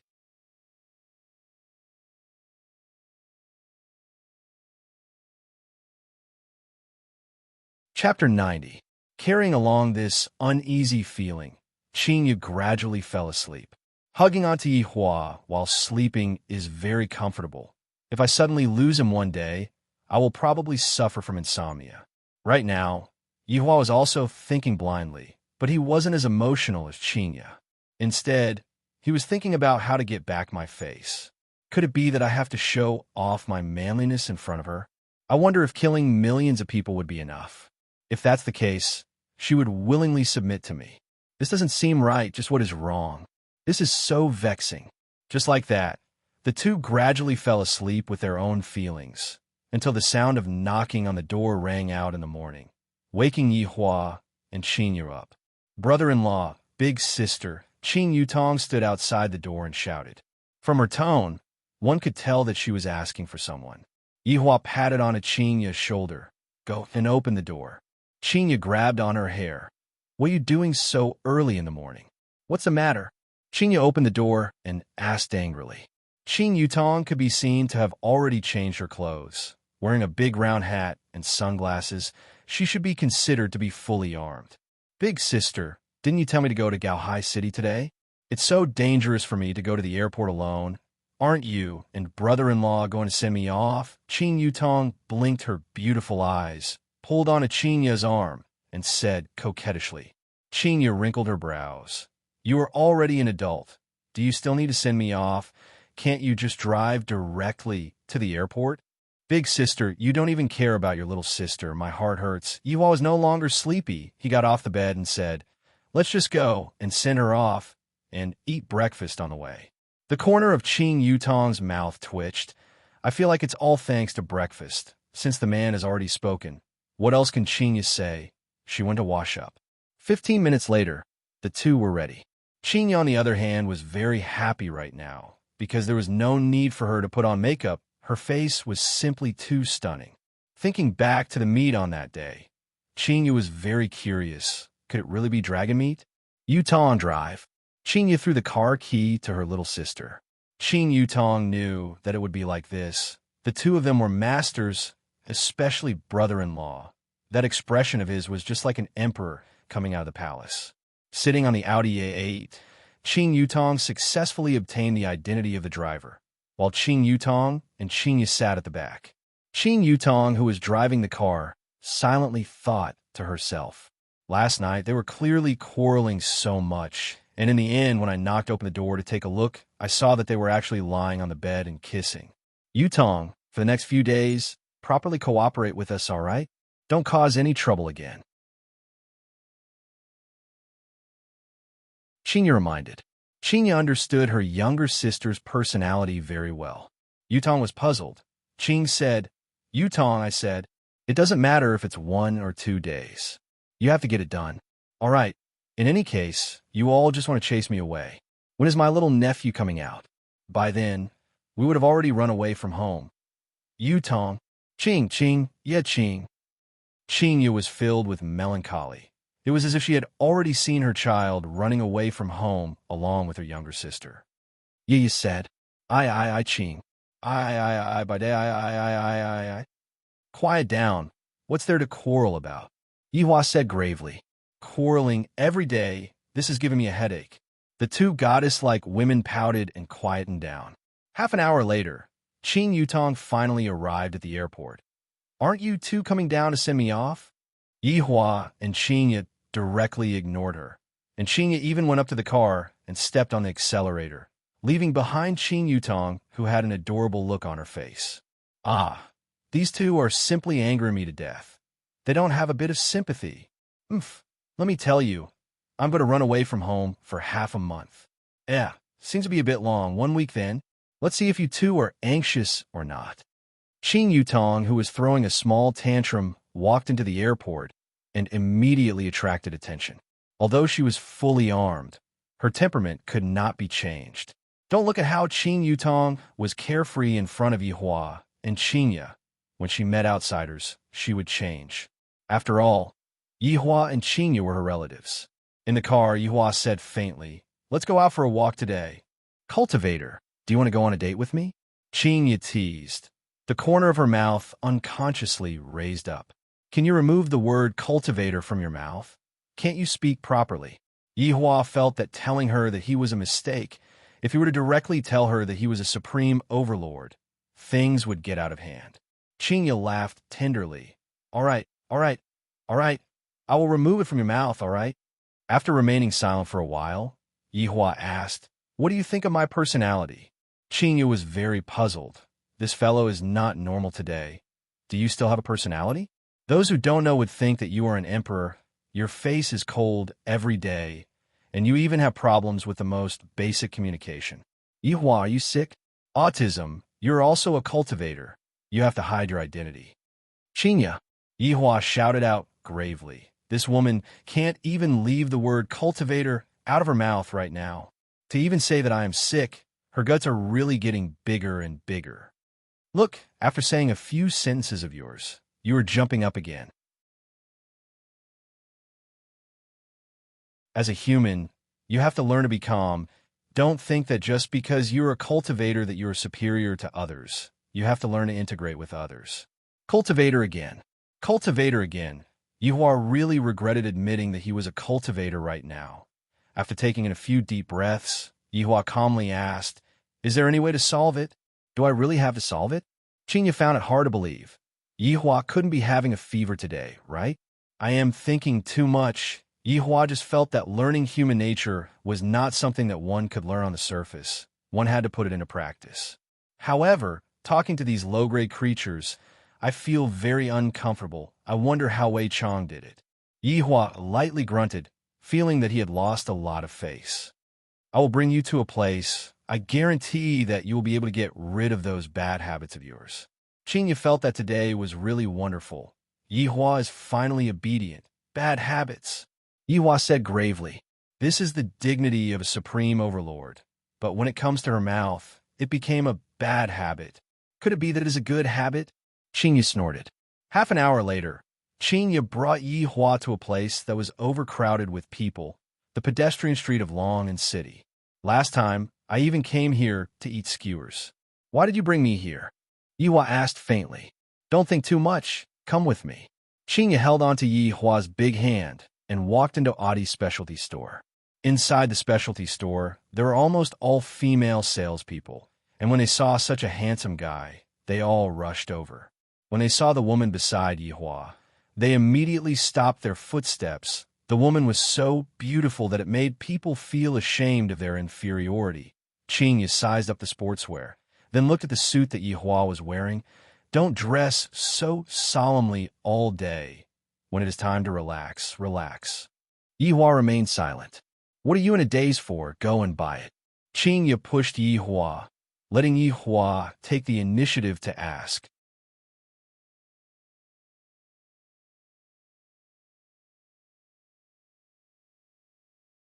Chapter 91. Yuhua's breathing became a bit hurried. Are these small fries even qualified to talk to me? However, I have to assimilate into the human race. Assimilate. If I am unable to control my emotions later on, Qinya will have to take the blame. "Come over," Yuhua shouted out gravely. The big sister was given a fright as she walked towards Yuhua while trembling with fear, and her face was a bit pale. Qinya held onto her forehead. "Can you be a bit more gentle? What are you being so fierce for, fight?" "Shut up," Yuhua said petulantly. Qinya snorted coldly, then walked to the side and ignored Yuhua. Yuhua rubbed his temples. "Sooner or later, I will explode from anger because of Qinya." "Qinya, come over." Qinya, who was pretending to choose clothes, snorted, but she still walked over. "I'm sorry, my husband is sick. He has a language barrier. Just a moment ago, you even roared at me. See if I don't teach you a lesson. Don't think that you can bully me just because you're a cultivator." "Oh, so it's like that." The big sister was relieved. She was scared to death. Right now, Yuhua's mood was just like Jian Yun's mood yesterday, constipated. "Beauty, does this set of clothes come with a couple's outfit?" Qinya asked curiously. The waiter smiled and said, "Miss, of course." Qinya poked the angry Yuhua. "What are you doing?" "Bargaining." Qinya shook her head. "This husband of mine is just like a child. He doesn't know anything." Yuhua's brows wrinkled deeply. Have I ever seen a supreme overlord haggling over the price when buying something? This wasn't bargaining. This was lowering the price. If word of this got out, where would his face go? "We need to interact more with each other," Qinya said in a low voice. Yuhua took a deep breath and asked, "How much?" The lady was still very shy. She looked at the price and said, 489 yuan. Hearing that humans like to bargain with the lowest price, Yuhua had an answer in his heart and said gravely, "Too expensive. 1 RMB. The big sister was instantly stupefied, and even Qinya was stupefied. This fellow isn't messing with me, right? However, looking at that incomparably serious face of his, he doesn't seem to be joking with me. "Sir, although you are handsome, you can't bargain like this." The young lady wanted to cry. Even a handsome guy couldn't bully people like this.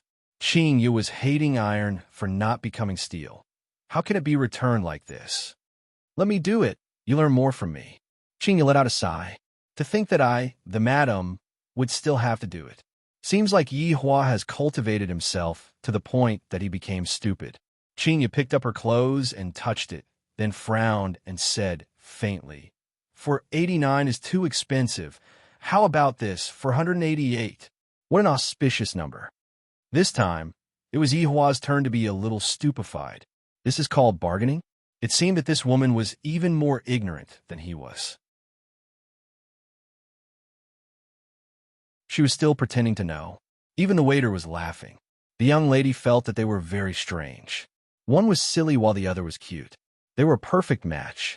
Of course. Qing Yu raised her chin proudly and said towards Yi Hua, "Did you see that? This is called bargaining. It is truly a miracle that your company didn't go bankrupt." Yi Hua shook his head helplessly. "What do you know? You can't mix the two together, okay? Hurry up and bargain like me." "I can't do it." As expected, Yi Hua refused. "How can you be like this? Didn't you say you wanted to have a good conversation?" Yi Hua said faintly, "I have already had enough exchanges with you." Qing Yu went into a daze, then pulled onto Yi Hua's sleeves. "Where did you learn those sweet words from? They are quite alluring." Yi Hua took a look. "Communicating with you is already troublesome enough. I don't want to add more troubles." Qing Yu knew that it would be like this. This fellow just doesn't know how to say some sweet words. "Quickly go and change your clothes. It is so dark all day. Can't you be a bit more sunny?" Qing Yu shoved the clothes into Yi Hua's hands. "If I didn't appear, you could just be a single dog for your entire life, who would be able to endure your temper." Yi Hua did not refuse and walked into the changing room with the clothes. Qing Yu also chose a set of clothes and walked into the changing room to change. When the two walked out of the changing room, no matter if it was the staff of the store or the people who came to buy clothes, all of them were shocked. Yi Hua, who had changed into sportswear indeed, looked a lot more sunny, less calm, and more gentleness. Qing Yu was the same too. It was as if she had become the big sister next door. Simply too childish. This was the portrayal of Yi Hua's inner heart. TSK, look how handsome he is. The only thing that Qing Yu felt fortunate about was that her husband was still pleasing to the eye, to the point that she wouldn't get tired of looking at him. It could be said to be a great fortune within misfortune. Yi Hua was very unnatural as he urged, "Quickly go. Go and pay the bill. I didn't bring any money with me." "Why didn't you even bring any money?" Yi Hua was speechless. She definitely did it on purpose. "You are my husband. When we are outside, I definitely need you to count the money. Of course, you are a cultivator. You can completely force me to do things." Yi Hua simply didn't have the slightest bit of temper. The biggest mistake in this lifetime was yesterday night. I originally wanted to use my identity to shock Qing Yu, but in the end, it had the opposite effect. Seeing that Yi Hua obediently went to count the money, Qing Yu was still very happy. She went up and held on to the man who was throwing a small tantrum. Men, after all, have to be coaxed. If not, why would they be obedient? Although I am an ordinary person, and my husband is a cultivator, but so what? Yi Hua is still obedient. "I will take care of you when we return home tonight," Yi Hua said gravely. "If I don't beat you up for a day, you will start to climb up the beam and tear down the tiles." Qing Yu could be seen touching her abdomen. "Baby, Daddy is going to hit Mommy.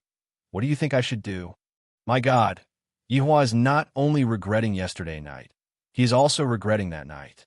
This woman is simply like a curse to me. The two returned to the pedestrian street. Qing Yu looked at Yi Hua, who was sullen, and felt that it was very funny. She asked lightly, "Yi Hua, last night you secretly kissed me. Here it comes again. I already have 3 of my weaknesses in her hands. I simply want to die. If you are not happy, you can kiss me back." Yi Hua said gravely, "I, the Supreme Overlord, would also have such a day.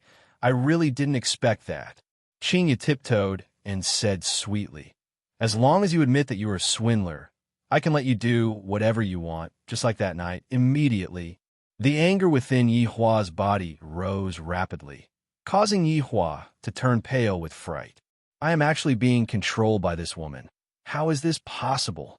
The words that I, Yihua, have said before are of enormous weight. All right, let's see how long you can keep your words to yourself for. Qingya's breath was like an orchid. She had Yihua firmly in her grasp. Seeing that Yihua was angered to the point that he was speechless again, Qingya said sweetly, "How about we go and take a risk?" "What do you mean?"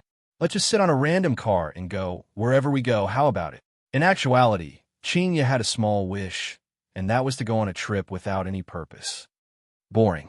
Let's go, let's go. Qingya, when did you learn Yutong's moves? Yihua wrinkled his brows. Qingya's expression immediately changed as she shouted out coldly, "Are you going or not? Actually, it is also good to learn from Yutong."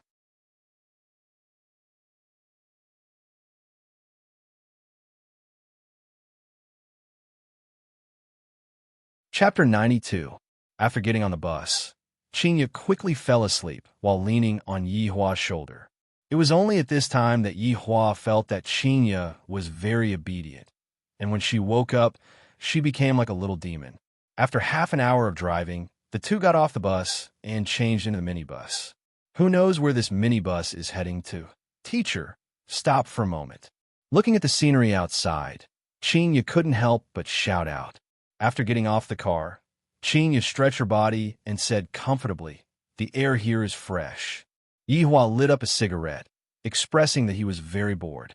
A truck carrying pigs passed by, and the truck carried a strange smell. Qingya's comfortable face immediately turned black, and even Yihua's face was the same. "This is the good place that you chose," Yihua said petulantly. Qingya was a little embarrassed. "How would I know? Can't you treat me a bit more gently? Hold my hand and close your eyes." "What? You want to steal a kiss from me again?" Qingya's heart was beating faster.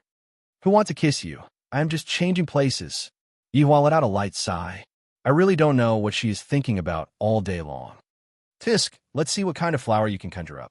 Qingya snorted coldly and pulled onto Yihua's hand. 1 second later, Yihua said, "We're here." Qingya slightly opened her eyes. Just a moment ago, everything in front of her eyes had changed. What she could see was a green lake, and all around her were towering trees. This was the real utopia. "Yihua, have we transmigrated?" Yihua poked on Qingya's forehead. "Just what is going on in that little head of yours?" Qingya stuck out her tongue, then ran to the lakeside and opened up her arms. Yihua followed behind her unhurriedly with a cigarette in his mouth. With a wave of his hand, 2 chairs and a small table immediately appeared. On the table was a dragon blood wine, as well as the mead of star cleansing sparrow and golden delicate crane. "Don't just stand there. Come and sit down."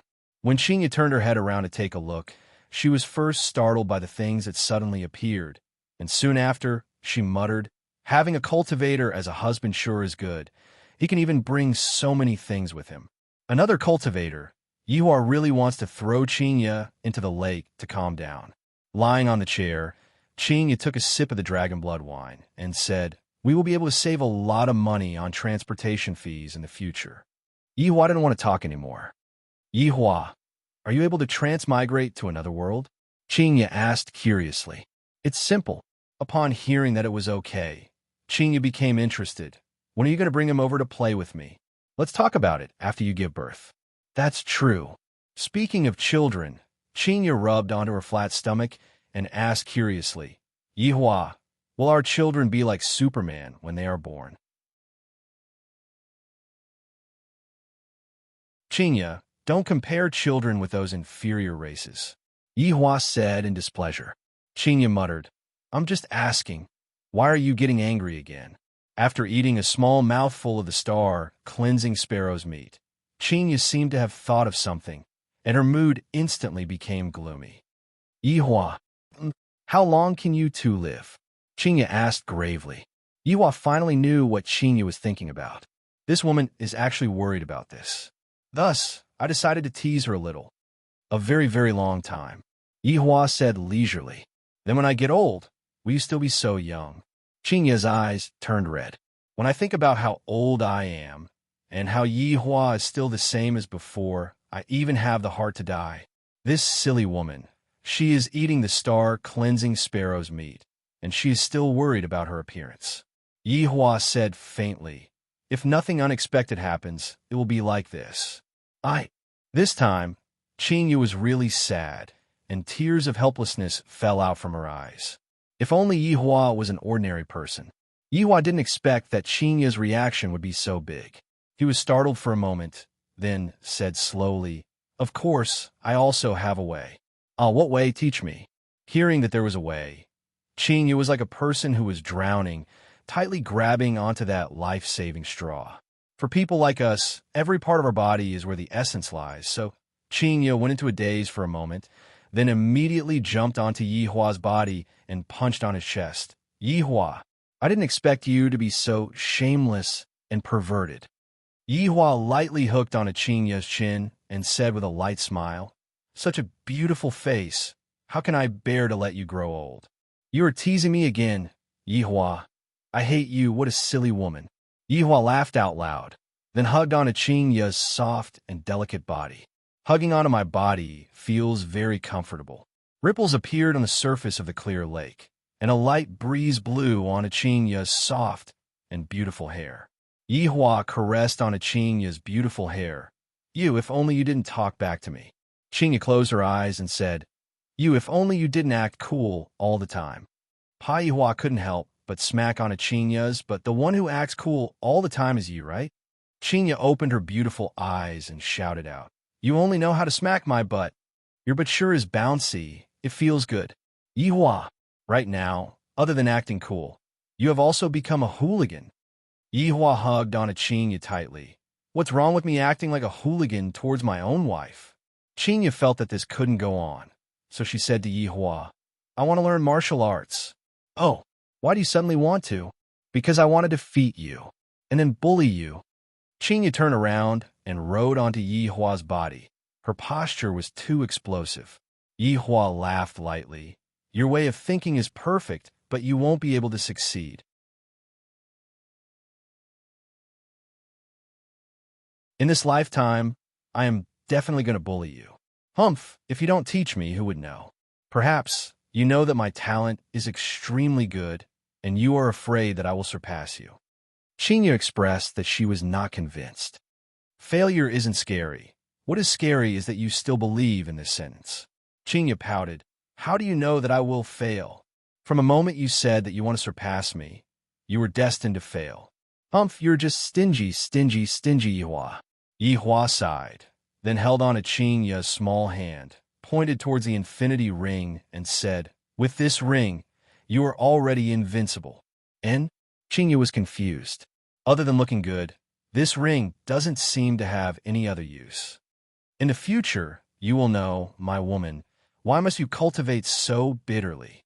It is just like playing a game. We are all pay-to-win players, and we will forever be ahead of normal players. From level 1 to level 100, it is just a ding." Qingyu touched onto Yihua's forehead. "Your illness is acting up again." Yihua raised his hand and was about to smack onto Qingyu's forehead, scaring Qingyu to the point that she jumped up and immediately ran away. "See if I don't smack you today." "Humph, you have to catch me first." Qingyu still had the innocence of a child and made a funny face. If Qing Yutong were to see this, she would definitely rub her eyes. "Is big sister infected by me?" "You run slower. Don't slip and fall." Yihua warned gravely. "You are still so crazy, even though you were pregnant."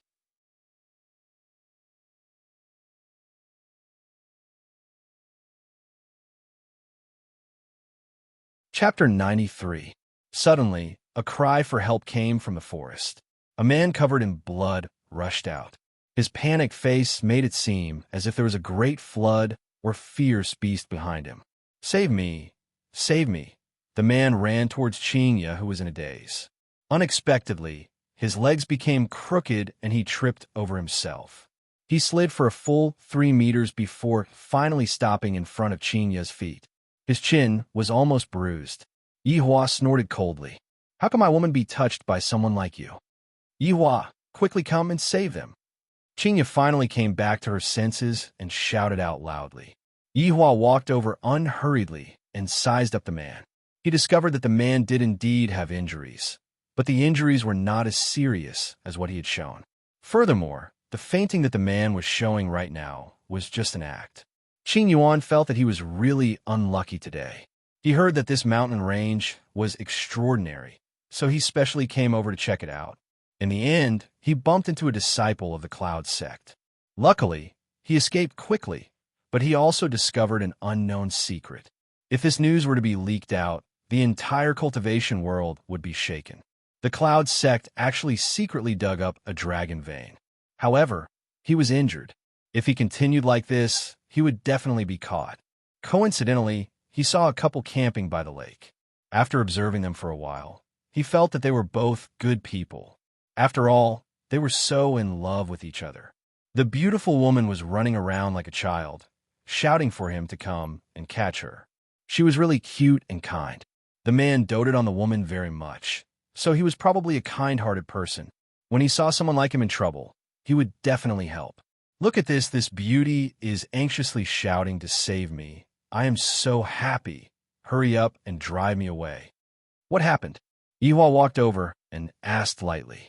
I don't know, he just ran out from the forest. Quickly save him.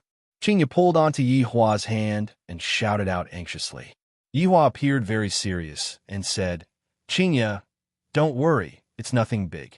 Qing Yuan, who was lying on the ground, cursed under his breath. What kind of look was that? He was covered in blood, yet he said that he was fine. Only a fool would believe him. Then, I can rest assured. Qingya patted on her chest and let out a sigh of relief. Qing Yuan froze. How could you believe such words? Don't believe a man's mouth. Believe your own eyes. Qingya naturally believed in Yihua. After all, Yihua was a cultivator. Then, why isn't he waking up? Qingya walked over to Qing Yuan's side and asked curiously. He might have fainted from the fall. Just get some water to wake him up. That's right. Why didn't I think of that? Qingya slapped onto her forehead. I am truly becoming more and more stupid. Qing Yuan felt that he should wake up. There were wounds on his body, and he couldn't touch water. Just as Qing Yuan was thinking, a comfortable feeling spread across his face, and his body couldn't help but tremble. Yihua, it's moving. It moved. But why hasn't she woken up yet? Not enough water. Oh. Qing Yuan was shocked. He couldn't do this. He was about to wake up. Cough, cough, cough. Qing Yuan coughed violently. Perhaps he wanted to make it look more realistic, so he used a little more force. Who knew that he would cough out blood? He couldn't stop coughing. Qingya was frightened by the bloody scene in front of her. Yihua, is he going to die? He's fine. He's just coughing out blood. He'll be fine soon. Qing Yuan's heart crumbled. Who the F*** would cough up blood like this? How could these two people not know this common sense? 1 minute later. Yihua, why hasn't he stopped? Seems like he has a lot of blood. Qingya, lay him down. Yihua said faintly. Without waiting for Qingya to act, Qing Yuan had already laid down himself. Could it be that Yihua is going to give me artificial respiration? Such a beautiful woman. I'm so happy. What do we do next? Qingya asked curiously. Yihua pointed at Qing Yuan's chest. This person's blood is all accumulated in his chest. If we don't take care of it in time, he might suffocate to death. Ah, so serious. Qingya was shocked. Qingya, use your foot and step on his chest. Use a bit of strength, and he will be able to vomit out all of the extravasated blood. Yihua said very earnestly, and Qingya had never seen Yihua being so earnest before. Qingya wrinkled her brows. Will it really work? Qingya, look at how much pain he is in. Hurry up. Qing Yuan couldn't care so much anymore. These two are simply inhumane. I'm already coughing out blood, and they still want to step on my chest. Do they even have a bit of medical common sense? This beauty actually believed in my words. Cough. No. Cough, cough, cough. Qing Yuan wanted to leave. He didn't want to be stepped on by Qingya. Qingya took a deep breath. Mister, don't be anxious. My husband will cure you. Cure your sister. How is he going to cure me? He is going to take my life. You're going to be his accomplice. Bear with it a bit. Qingya closed her eyes and raised her foot. Cough, cough, cough, cough. Qing Yuan went crazy. Even if you want to step on my chest, you should at least open your eyes. Who would step on my chest with their eyes closed? Sure enough, Qingya did as Yihua said, and heavily stepped on Qing Yuan's chest. As expected, the coughing stopped, and Qing let out a breath. Yihua's method is really useful. Yihua couldn't help but shiver. The place where Qing's foot landed was too dangerous, not to mention coughing. Even if it was a heavy injury, one would still faint. Opening her beautiful eyes, Qing looked at the place where her foot landed and took in a breath of cold air, then immediately looked towards Yihua. Yihua, I didn't do it on purpose. I just wanted to save him. Yihua shook his head. Quickly go and get some water to splash him to wake him up. Qing, who was embarrassed, immediately took some water and splashed it on him again. When he wakes up, I will definitely apologize to him. I really didn't do it on purpose. Qing Yuan really fainted. Originally, I was still fine. I just wanted them to save me and drive away from here. In the end, I'm really not far away from death. After Qing Yu's unremitting efforts, Qing Yuan suddenly woke up and took a deep breath. Coincidentally, Qing Yu splashed water on him. I'm finished, I choked. Cough, cough, cough. Cough, cough, cough. I'm sorry. I didn't do it on purpose. Qing Yu was about to cry from anxiousness. Why did I vomit blood again? Qing Yuan opened his eyes, as if he was saying, don't torture me anymore. Let me go. We can pretend that we never saw each other. Just that, in Qing Yu's eyes, this kind of expression completely became a signal for help. Don't worry, this time, I guarantee that I will step on the right place. Yihua slowly turned around. This is too cruel. Cough, cough, cough. Whoa. Qing Yuan was in despair. He wanted to struggle to get up and leave, but he was held down by Qing Yu. You can't leave now, you will die. F***K. If I don't leave now, I will die later on. You murderer. Qing Yu immediately raised her leg, and this time, she did not close her eyes. Aiming at the position, she kicked down. A stream of blood sprayed out from Qing Yuan's mouth, and his entire body went limp, and his expression was no longer that painful. Qing Yu, you saved his life. Yihua said with his hands behind his back. Qing Yu let out a breath. What should we do next?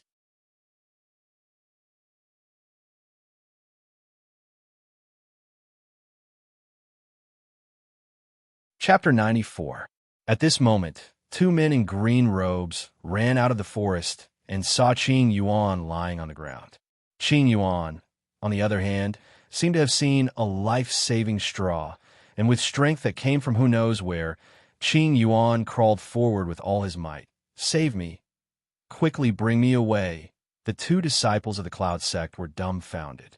Just a moment ago, this fellow was running with his life on the line. How did he become so withered in just a few minutes? It was as if he had masturbated dozens of tubes. Qing Yu said apologetically, just now I was saving him and accidentally stepped on the wrong spot. This was the first time that Cloud Sect's disciples heard that one has to step on someone to save someone, and they were a bit stupefied. But no matter what, they had found them. One of the men cupped his hands and said, Thank you both. Farewell. Qing Yu also cupped her hands. About that, take care. Qing Yuan shed tears of remorse. He no longer believed in TikTok, who said that a good-looking person would have a beautiful heart. If God gave him another chance, he would definitely not ask them for help, even if he had to die. Yihua, I really didn't do it on purpose. Qing Yu apologized. Yihua took out a tissue and wiped off the sweat on Qing Yu's forehead. All right, didn't you save her? But don't worry. This is a medical accident. It wasn't done on purpose. After hearing Yihua's explanation, Qing Yu felt relieved. That's right, this is only a medical accident. In actuality, this kind of treatment was indeed effective, and it wasn't because of Yihua's ill will. Yihua just wanted to punish this man. To actually dare to lie to me, it is already good enough that I didn't kill this man. Cloud Sect disciples were currently carrying Qing Yuan back to the sect, and one of the disciples cried out in surprise, Senior brother, he is bleeding. Isn't bleeding normal? But the location of the bleeding is not normal. Qing Yuan no longer felt anything. When he lowered his head to take a look, he immediately fainted. That woman is so terrifying.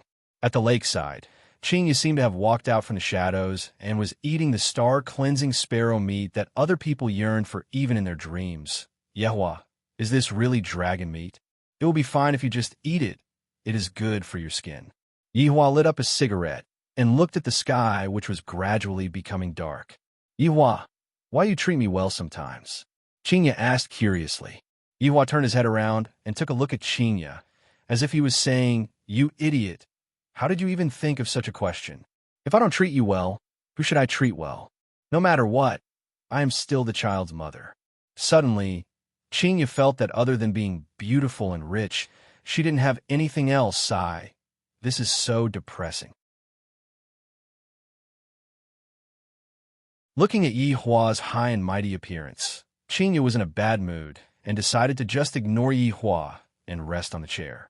What Yihua was currently thinking about was another matter. Tomorrow is the last day of the 3 days deadline. If Yihua doesn't return the money, then according to the previous rules, Yihua will have to pay back his life.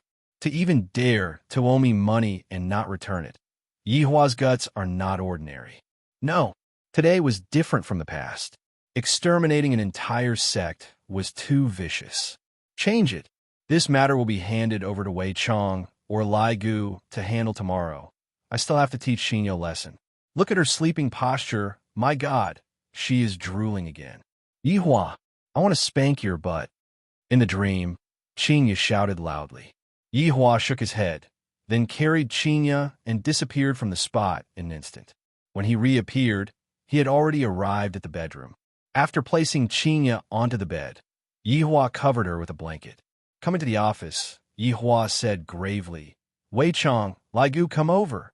In an instant, Wei Chong and Lai Gu put down the things that they were doing and appeared in front of Yihua, then respectfully called out, "Your Honor." Looking at Lai Gu, Yihua asked, "Has your body adapted to it?" Lai Gu said happily, "It is all thanks to your honor that Subordinate was able to create a body for Subordinate. Subordinate was able to experience the joy of being a human.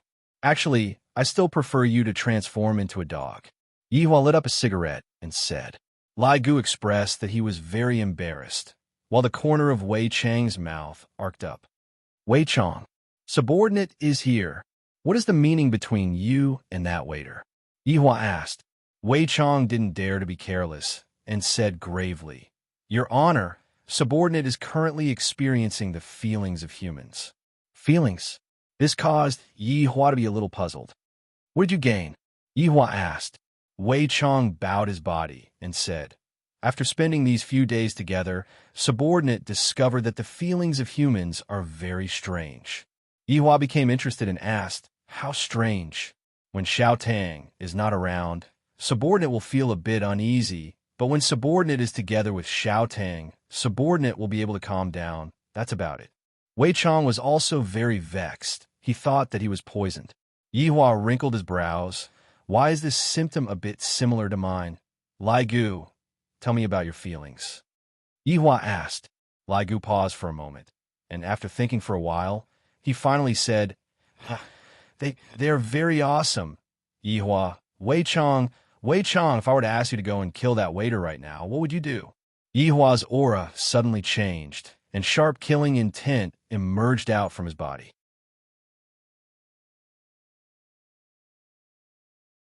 A trace of hesitation appeared in Wei Chang's gaze, but very quickly, he changed his mind and knelt down on one knee. "Subordinate will solemnly obey your honor's command." Yihua waved his hand. "All right, don't make it so serious. Wei Chong, it is fine for you to get a girlfriend and experience human nature, but your real identity has to be hidden. If your little girlfriend finds out, you should know how to deal with it." Subordinate understands. Wei Chong lowered his head and replied. "Lai Gu, you are the same. Subordinate obeys your command." Yihua lit up another cigarette and asked, "Do you smoke?" Wei Chong said, "Subordinate doesn't smoke." Lai Gu, smoking is bad for the lungs. Wei Chong looked towards Lai Gu confusedly. "You still have lungs? Is there any news about the other 5 sins?"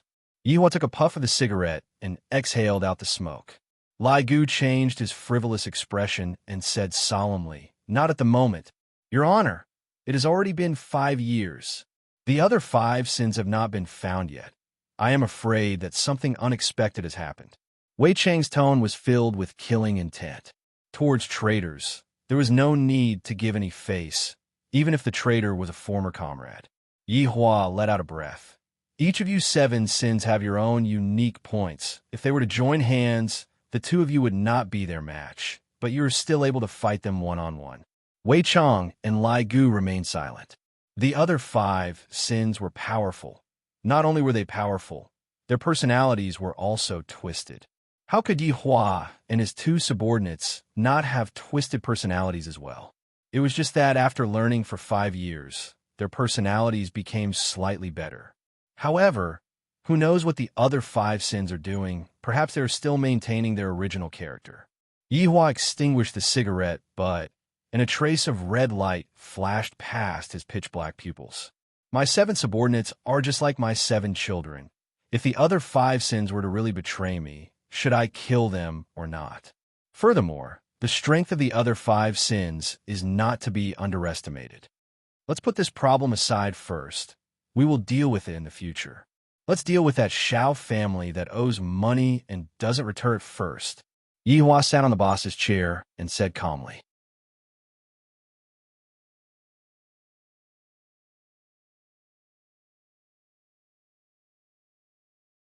Chapter 95. Lai Gu let out a sigh of relief. This kind of small matter is what Wei Chang likes to do the most. It is still more comfortable for me to lie on the bed.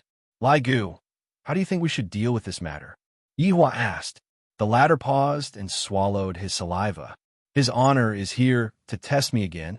I cannot be careless. Your honor, just a mere human dares to not pay back the money he owes, of course.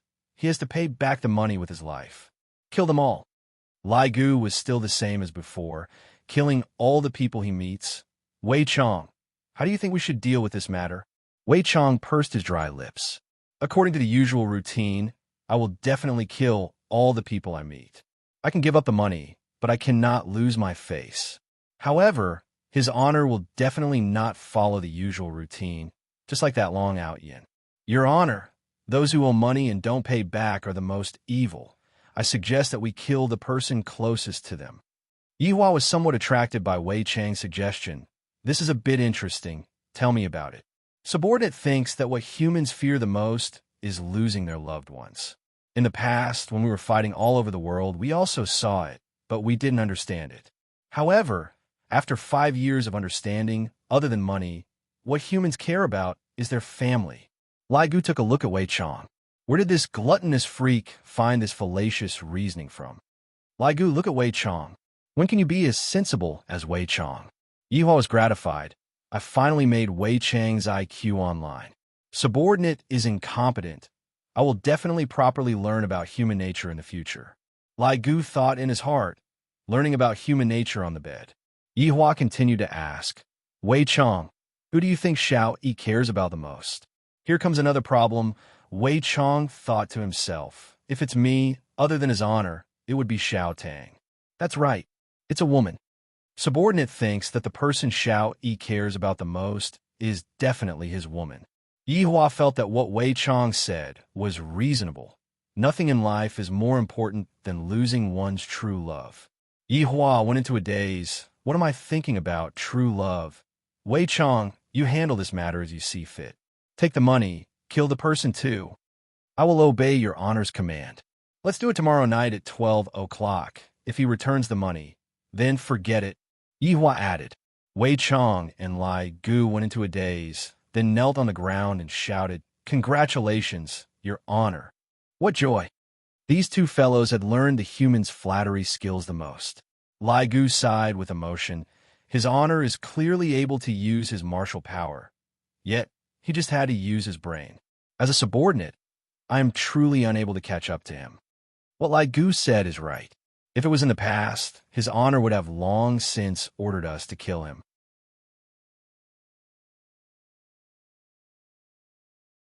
But today, his honor actually said to spare his life. From this, it can be seen that his honor's control over human nature has already reached the pinnacle. Subordinate is blushing with shame. Wei Chang was so excited that he even sprayed out his saliva, and that expression on his face didn't seem to be bootlicking. Lai Gu, who was at the side, was stupefied. This gluttonous monster's performance is pretty good. You all. Yihua laughed helplessly. Compared to the past, the current atmosphere was much warmer. Dong dong dong. Yihua, are you inside? Qing Ye's voice rang out. You guys go ahead. Wei Chong and Lai Gu bowed and left, then disappeared from the office. Just at this moment, Qing Ye pushed open the door and walked in. When did we come back? Not too long ago. Yihua opened the window and let the smoke disperse a bit. Although it was just a small action, Qing Ye's heart still felt warm. Yihua, let's go out to eat, watch a movie, and take a walk. All right. Yihua let out a breath. The human emotions that Wei Chong spoke of, are they really that mysterious? Could it be that I, the supreme overlord, already care about this woman? This is truly inconceivable. Emotions are the most mysterious thing in the human mind. Even a strong person like Yihua is about to fall into such a state. It is truly not easy. However, this kind of emotion was still continuously warming up. This was something that the two people didn't expect. Yihua admired Qing Ye's courage to be angry and speak out, and Qing Ye liked Yihua's concern. Although Qing Ye has a bad temper sometimes, overall, Qing Ye is still considered to be good. The morning sunlight was always so gentle. Without his sister-in-law at home, there seemed to be a bit less joy, but at the same time, it was also a lot quieter. Wake up, Inging monster. Ing. To be honest, Yihua rather liked Qing Ye, who was acting coquettishly. Caressing on Qing Ye's smooth long hair, Yihua thought to himself, these days are pretty good. It is a bit better than the lonely days I had in the past.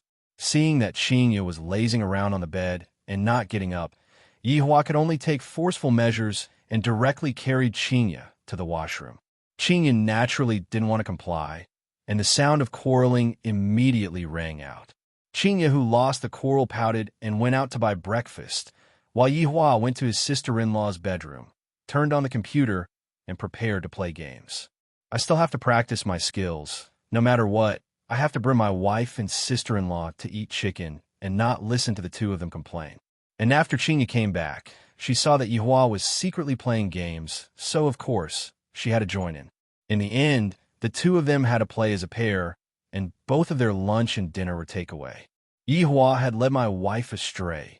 Yihua, play one more round. I want to eat chicken. Qing Ye pulled onto Yihua's sleeve and begged pitifully. Yihua pointed toward the clock. Look at what time it is. It is already 11:30 a.m. Don't you want to sleep anymore? Please play one more round. You have been saying that you will play one more round since 10 a.m. You are already a person who is going to be a mother. Really, this is definitely the last round. After playing, let's go to sleep. Qing Ye opened her big watery eyes and even learned from her little sister to act cute, simply refreshing Yihua's understanding of her. This was also under the situation where Qing Yutong was not present.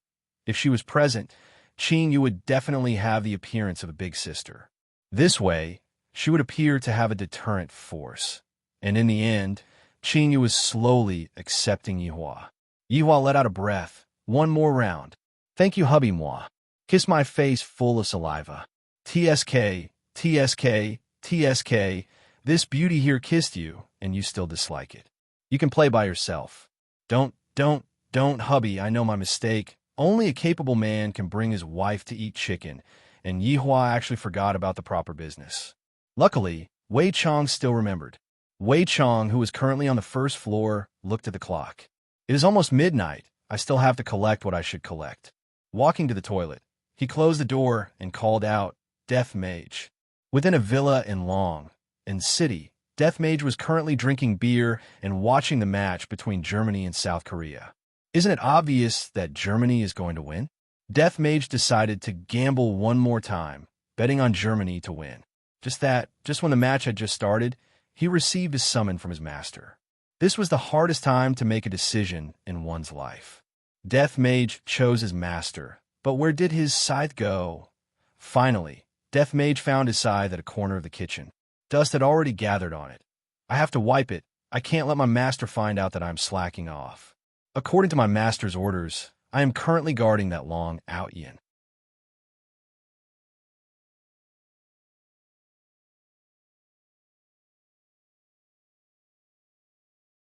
Chapter 96. Master. Death Mage respectfully lied on the ground and shouted out, hoping that his master would quickly give the order. I still have to go back and watch the match. Wei Chong wrinkled his brows. However, he did not ask too much about it. There is a Xiao family in Zijin City, and the family head, Xiao Yi, owes his honor 50 billion. Go and get the money back. Other than that, kill his most important woman. Do as you see fit. A mere trash dares to owe his honor money, and even caused Master to be so vexed. How can killing a single person be enough to appease his honor's anger? I would like to be so bold as to request to kill his entire family. The corner of Wei Chang's mouth twitched. Wasn't this line used by him in the past? It seemed like he really wasn't as bloody as he was in the past. How can you change his honor's orders as you wish? Wei Chang shouted out lightly. What an unruly fellow. This subordinate deserves to die. As soon as it's midnight, you can make your move. Death Mage did not dare to ask too much about it. Why do they have to wait until midnight before taking action? This is truly strange. The opponent's strength is not bad. Wei Chang warned before opening the door. Master, don't worry. Subordinate will definitely get back his honors 50 billion and a life. Go. Yes. When Wei Chang walked out of the toilet, he just happened to see Tang Wei walking over. Uncle Wei, Tang Wei called out sweetly as a blush appeared on her cheeks. Xiao Tang, when we close the door, Uncle Wei will treat you to supper. Wei Chang said with a smile. Yihua thought that Wei Chang would personally take action, but who knew that Wei Chang had a date at night, and thus called his subordinate over. In actuality, his subordinate was still going to watch the football match at night. If it wasn't for Wei Chang saying that the opponent wasn't weak, Death Mage would definitely have sent his subordinate over. The Zijin city's Xiao family was located in the northern suburbs.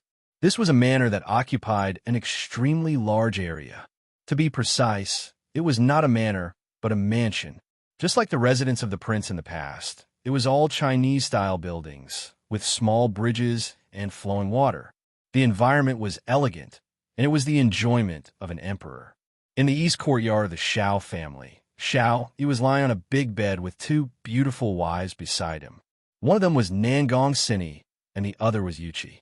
She was the most beautiful girl in the school, but she was taken away by Xiao Yi. But that was 10 years ago. Although it had been 10 years, Xiao Yi's wives were still the same as before, showing no signs of aging. This was all thanks to Xiao Yi himself. Big brother Xiao, you're finally willing to accompany me today. Yuqi stretched out her index finger and drew circles on Xiao Yi's firm chest. Nangong Sini laughed softly. Brother Xiao, little sister Yu is hungry and thirsty.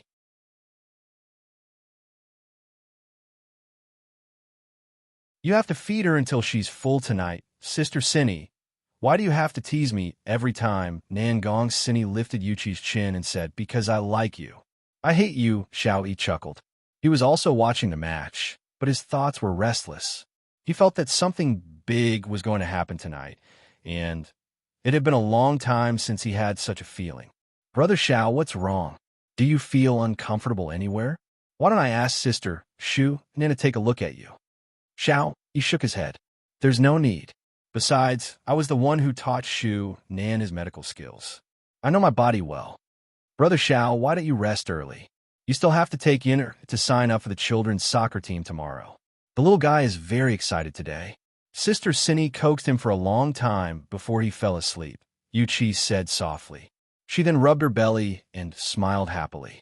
Oh, is Yun'er that excited? Xiao Yi laughed. Although he had many wives, it was very difficult for them to get pregnant. Until now, he had only given birth to one son, Xiao Yun. Of course, Yuqi was also pregnant. It was already 3 months, and it was a girl. She couldn't bear it for 3 months, and tonight she had to do something. Nangong Sini said with a smile, Isn't that so?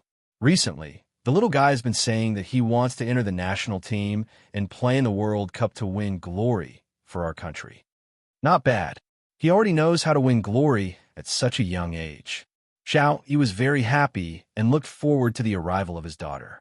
After a pause, Xiao Yi said, Sini, I will start my seclusion tomorrow. I have a feeling that something big is going to happen. Okay, Don't worry and go into seclusion. I will look after the company, Nangong Sini said. Sister Sini, I also want to go to the company to help you, Yu Chi said pitifully. You just stay at home and wait for the delivery. Otherwise, someone will say that I'm mistreat the pregnant woman again. Nangong Sini poked her husband's arm. Hubby, let's go to sleep. It is already 11:50 p.m. Yu Chi lightly bit on her lips, expressing that she was feeling very uncomfortable. Xiaoyi laughed. Let's watch for another 10 minutes. If Germany doesn't score a goal, we will go to sleep and feed you properly. Annoying, Nangong Sini laughed helplessly. Today, you guys are the home team. I am here to cheer for you guys. Sini, don't even think about running away. Give birth to another one for me. Xiaoyi said straightforwardly. Don't. The other sisters are going to be jealous of me to death. Haha. Xiaoyi's arrogant laughter immediately rang out in the room. This is the peak of life, hugging onto one's left and one's right, and it's still joyful and harmonious. TSK. At this moment, outside of Xiao Residence's wall, Death Mage was leaning on the wall while hugging onto his sickle of death. His 5-hand bones were holding onto his phone, and the phone was still lying horizontally. The commentator's passionate voice was currently ringing out from the phone. 100 meters away from Death Mage, there were a few scouts that were holding onto night vision goggles and looking at the situation. Quickly look at the wall. There is an idiot. Quickly let me take a look, damn it. Seriously, not only did he not sleep in the middle of the night, he actually came to Xiao Residence to cosplay, and he even dressed up as a Grim Reaper. Awesome. He seems to be watching the World Cup. Did you place a bet on the match between Germany and South Korea tonight? Of course, Germany is the defending champion. I even used the money that I used to buy a house to bet that Germany will win. Me too. If Germany wins, I will become a young model at the club. If Germany loses, I will become a slave. Haha, you know me best, my brother. However, we have already waited for a few days, and we still haven't seen a single ghost. That's right, there are only damn mosquitoes. Death Mage naturally knew that there were a few groups of humans in the surroundings, but he was not interested in caring about them. Right now, what he was concerned about was the match. Germany team, quickly score a goal. There's still 8 minutes before I have to start working. If I were to lose tonight, all of them will be castrated. Mother Fasters Kerr, this family is truly tired of living, to actually dare to even owe his honor money, causing me to not be able to watch the match in the middle of the night. It is a pity that his honor asked me to only kill one person. What kind of great luck did they have? Looking at the time on the phone, Germany team still did not score a goal. Death Mage let out a breath of relief. After I teach them a lesson, I will cheat. I swear. Next time, I will definitely not cheat. After keeping away his phone, Death Mage raised up his scythe and walked towards the front door step by step. Going through the back door? That is impossible. It is impossible in this lifetime. Who is it? Of course, Xiao family had their own security measures. When Xiao family saw a person that was wearing a black robe and holding onto a scythe that was even taller than a person, and that scythe's blade was shining with a silver light under the moonlight, Xiao family's appearance had already explained everything. You're tuning into the Romance Rendezvous YouTube channel. We're so grateful for your support, and don't forget to subscribe to join us on this incredible journey through captivating stories. Your generosity through donations truly makes a world of difference, as it's the primary source of revenue that allows me to expand and enhance this channel for you. Thank you from the bottom of my heart for being a part of this adventure.